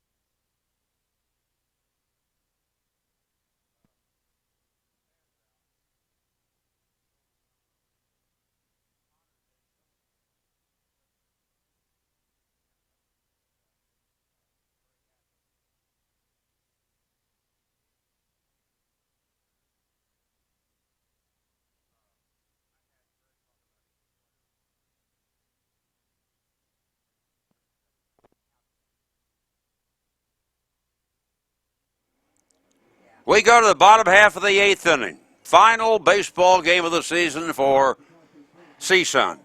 And the Matadors leading Cal State Fullerton 8-4, having scored 5 runs in the 6th inning to take an 8-1 lead in this game. As we go to the bottom of the 8th, the Matadors are going to have Harrison Hart leading things off. Eli Arona is due after that. And then Will Tano. I think you would enjoy Meet the Matadors after the game, friends. Our guest will be Will Colantano. And he has represented Cal State University Northridge exceptionally well on and off the field. We mentioned it earlier that yesterday's game went so long that Will had to quickly dress, get in his nice-looking dress shirt and his tie, and rush his way over across campus to walk across the stage and get his diploma. And he will talk with me on the post-game show about what his really 5 years of baseball playing at CSUN has meant to him. Here's Harrison Hart grounding a base hit in the left field on the first pitch of the 8th inning. So Harrison had gone over 3 and hadn't got the ball to the infield, and then right there he got a base hit between third and short. Now here he is, Eli Arona. He's grounded to third, doubled, scored a run in the 5th, walked, scored a run in the 6th.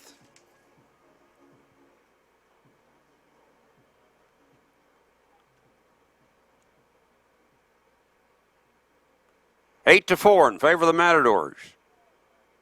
Trying to win one of the 3 against Cal State Fullerton in this series.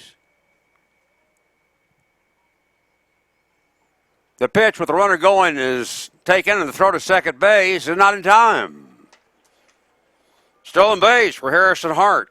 Throw is a little bit on the left field side of the bag, and that made the difference. A runner was taking a strike, and so the count is 0-1.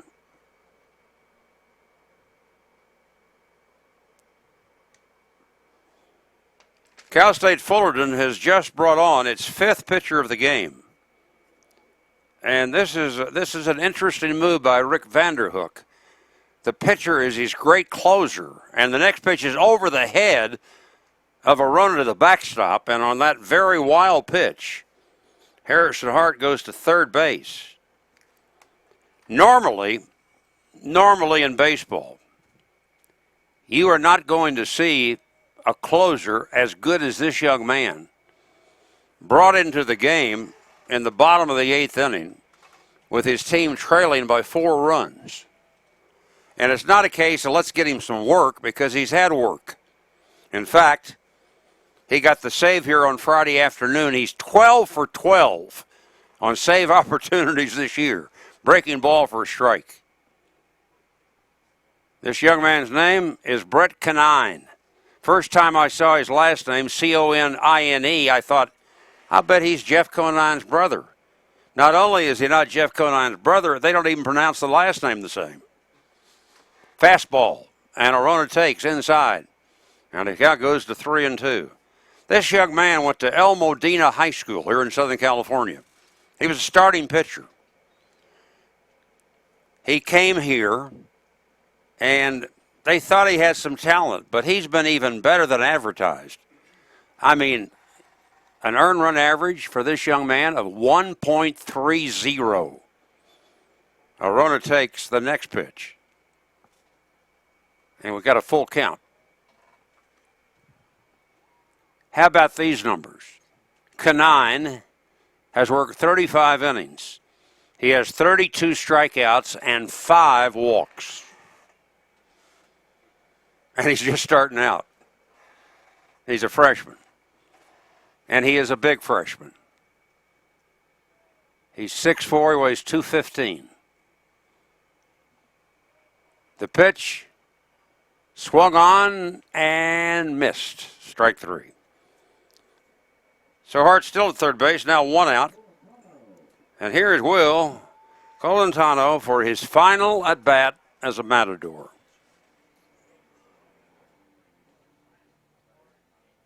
8-4 Matadors. If you're looking ahead to the 9th inning, Cal State Fullerton to send up Saheed Valenzuela, Timmy Richards, and Taylor Bryant. They're numbers 2, 3, and 4 hitters. Infield up for the Titans. They don't want to allow any more runs. Here is the pitch. The squeeze is on, and the bunt is missed, and the runner is dead. Harrison Hart has nowhere to go but into the glove of the catcher who tags him out. So Will undoubtedly unhappy with himself because he has been bunting a lot this year. And sure enough, Greg Moore put the squeeze on. Why not? 4-run lead, 8th inning. Got a good bunter at the plate. Why not try it? Couldn't make contact. 2 out. Now the bases are empty. Here's the pitch. That's a good fastball for a strike, and it's 0-2.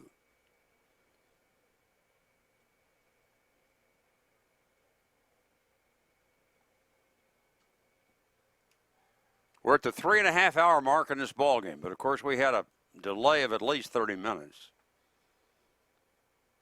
Kadine set. Here's his pitch. Just outside. The Fullerton infielders thought it was strike 3. They were headed toward the dugout.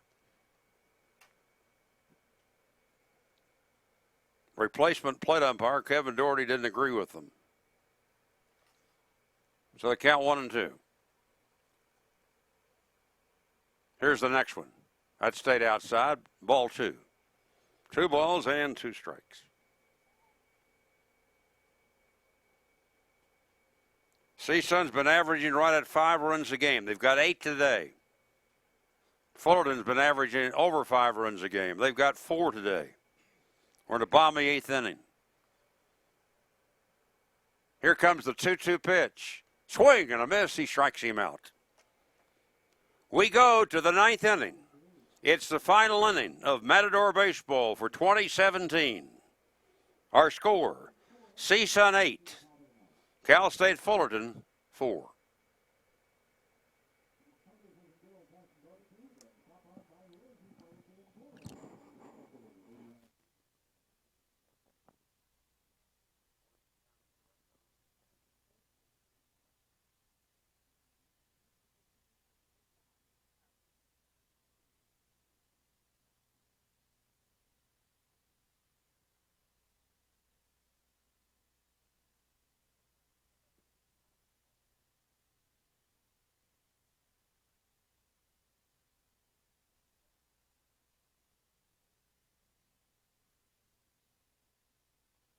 The umpire said that umpire up there had a stroke. Stroke? That's what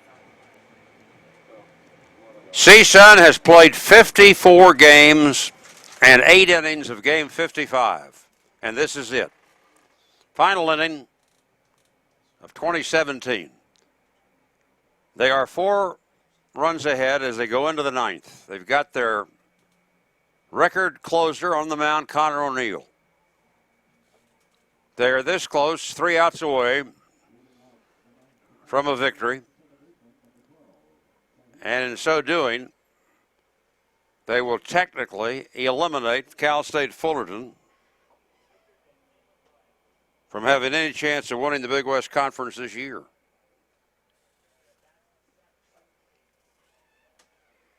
O'Neill preparing to face Sahid Valenzuela. Runs up the bunt, takes a strike. Valenzuela closing out a great freshman year this week. Today has 2 singles and 4 at-bats. He was hitting .335 coming into this ball game. Here comes the next one from Connor. And that's a strike on the outside corner. And the count goes to 0-2.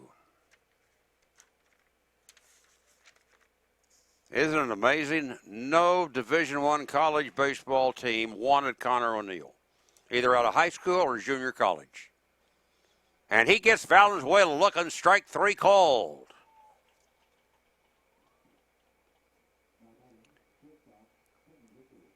So O'Neill posts his 2nd straight strikeout. He got Scott Hurst to finish off the 8th inning. And when Scott Hurst strikes out 3 times in one game, it's time to stop the presses.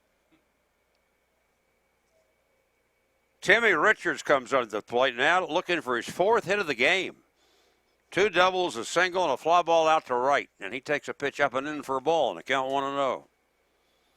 So it looks like CSUN is going to wind up with a .500 record in the Big West Conference and have their first 12-win season in the conference since 2013. A one-game improvement over last year when they wound up 11-13 in the league. Here's a strike taken by Richards, and the count goes to 1-1. This will be the 50th all-time baseball victory for CSUN against Cal State Fullerton over the many years. 50. There's a called second strike to Richards to count 1-2.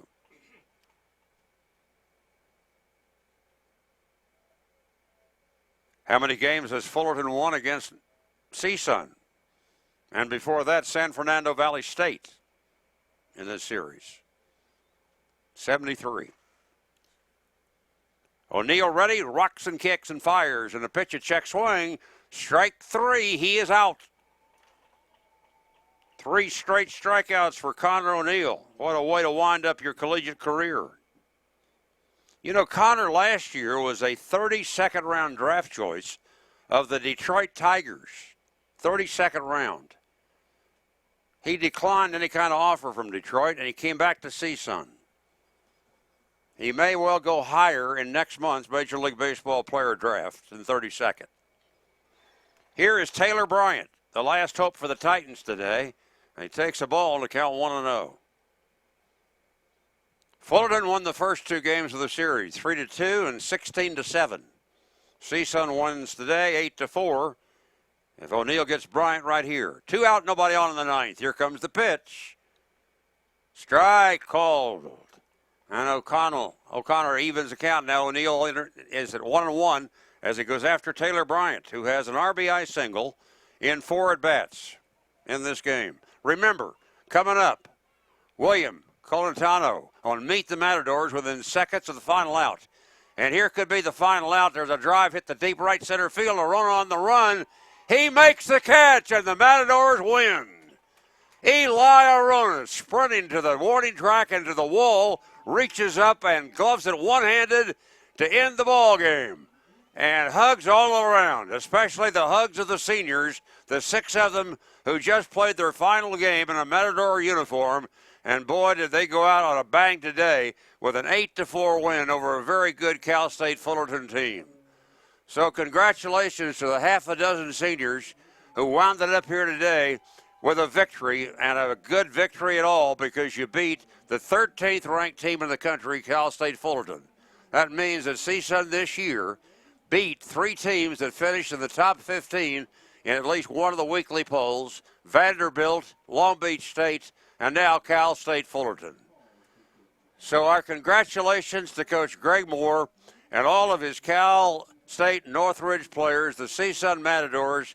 This year, what they did on and off the field, they are a credit to the university, and it's been our pleasure to be able to announce their games again this year out here at Northridge. So now let's get ready for what is our final Meet the Matadors post-game show this year. Welcome, everybody, to our final Meet the Matadors of the season. I'm Ross Porter back in Northridge. Joining us now, one of the 6 seniors on the Matador Ball Club this year. And he was able to play about 5 seasons because of a redshirt medical injury last year. Will Colantano, congratulations on what you did here. And there must be a lot of memories going through your head today, huh? Oh, yeah. There's a lot that's flowing through right now. It's pretty crazy. Tell me about a few of them. Oh, I don't even know where to begin, but, you know, it's – I can think about, like my freshman year, and it's clear as day. You know, I remember each and every day. That's how fast this all went.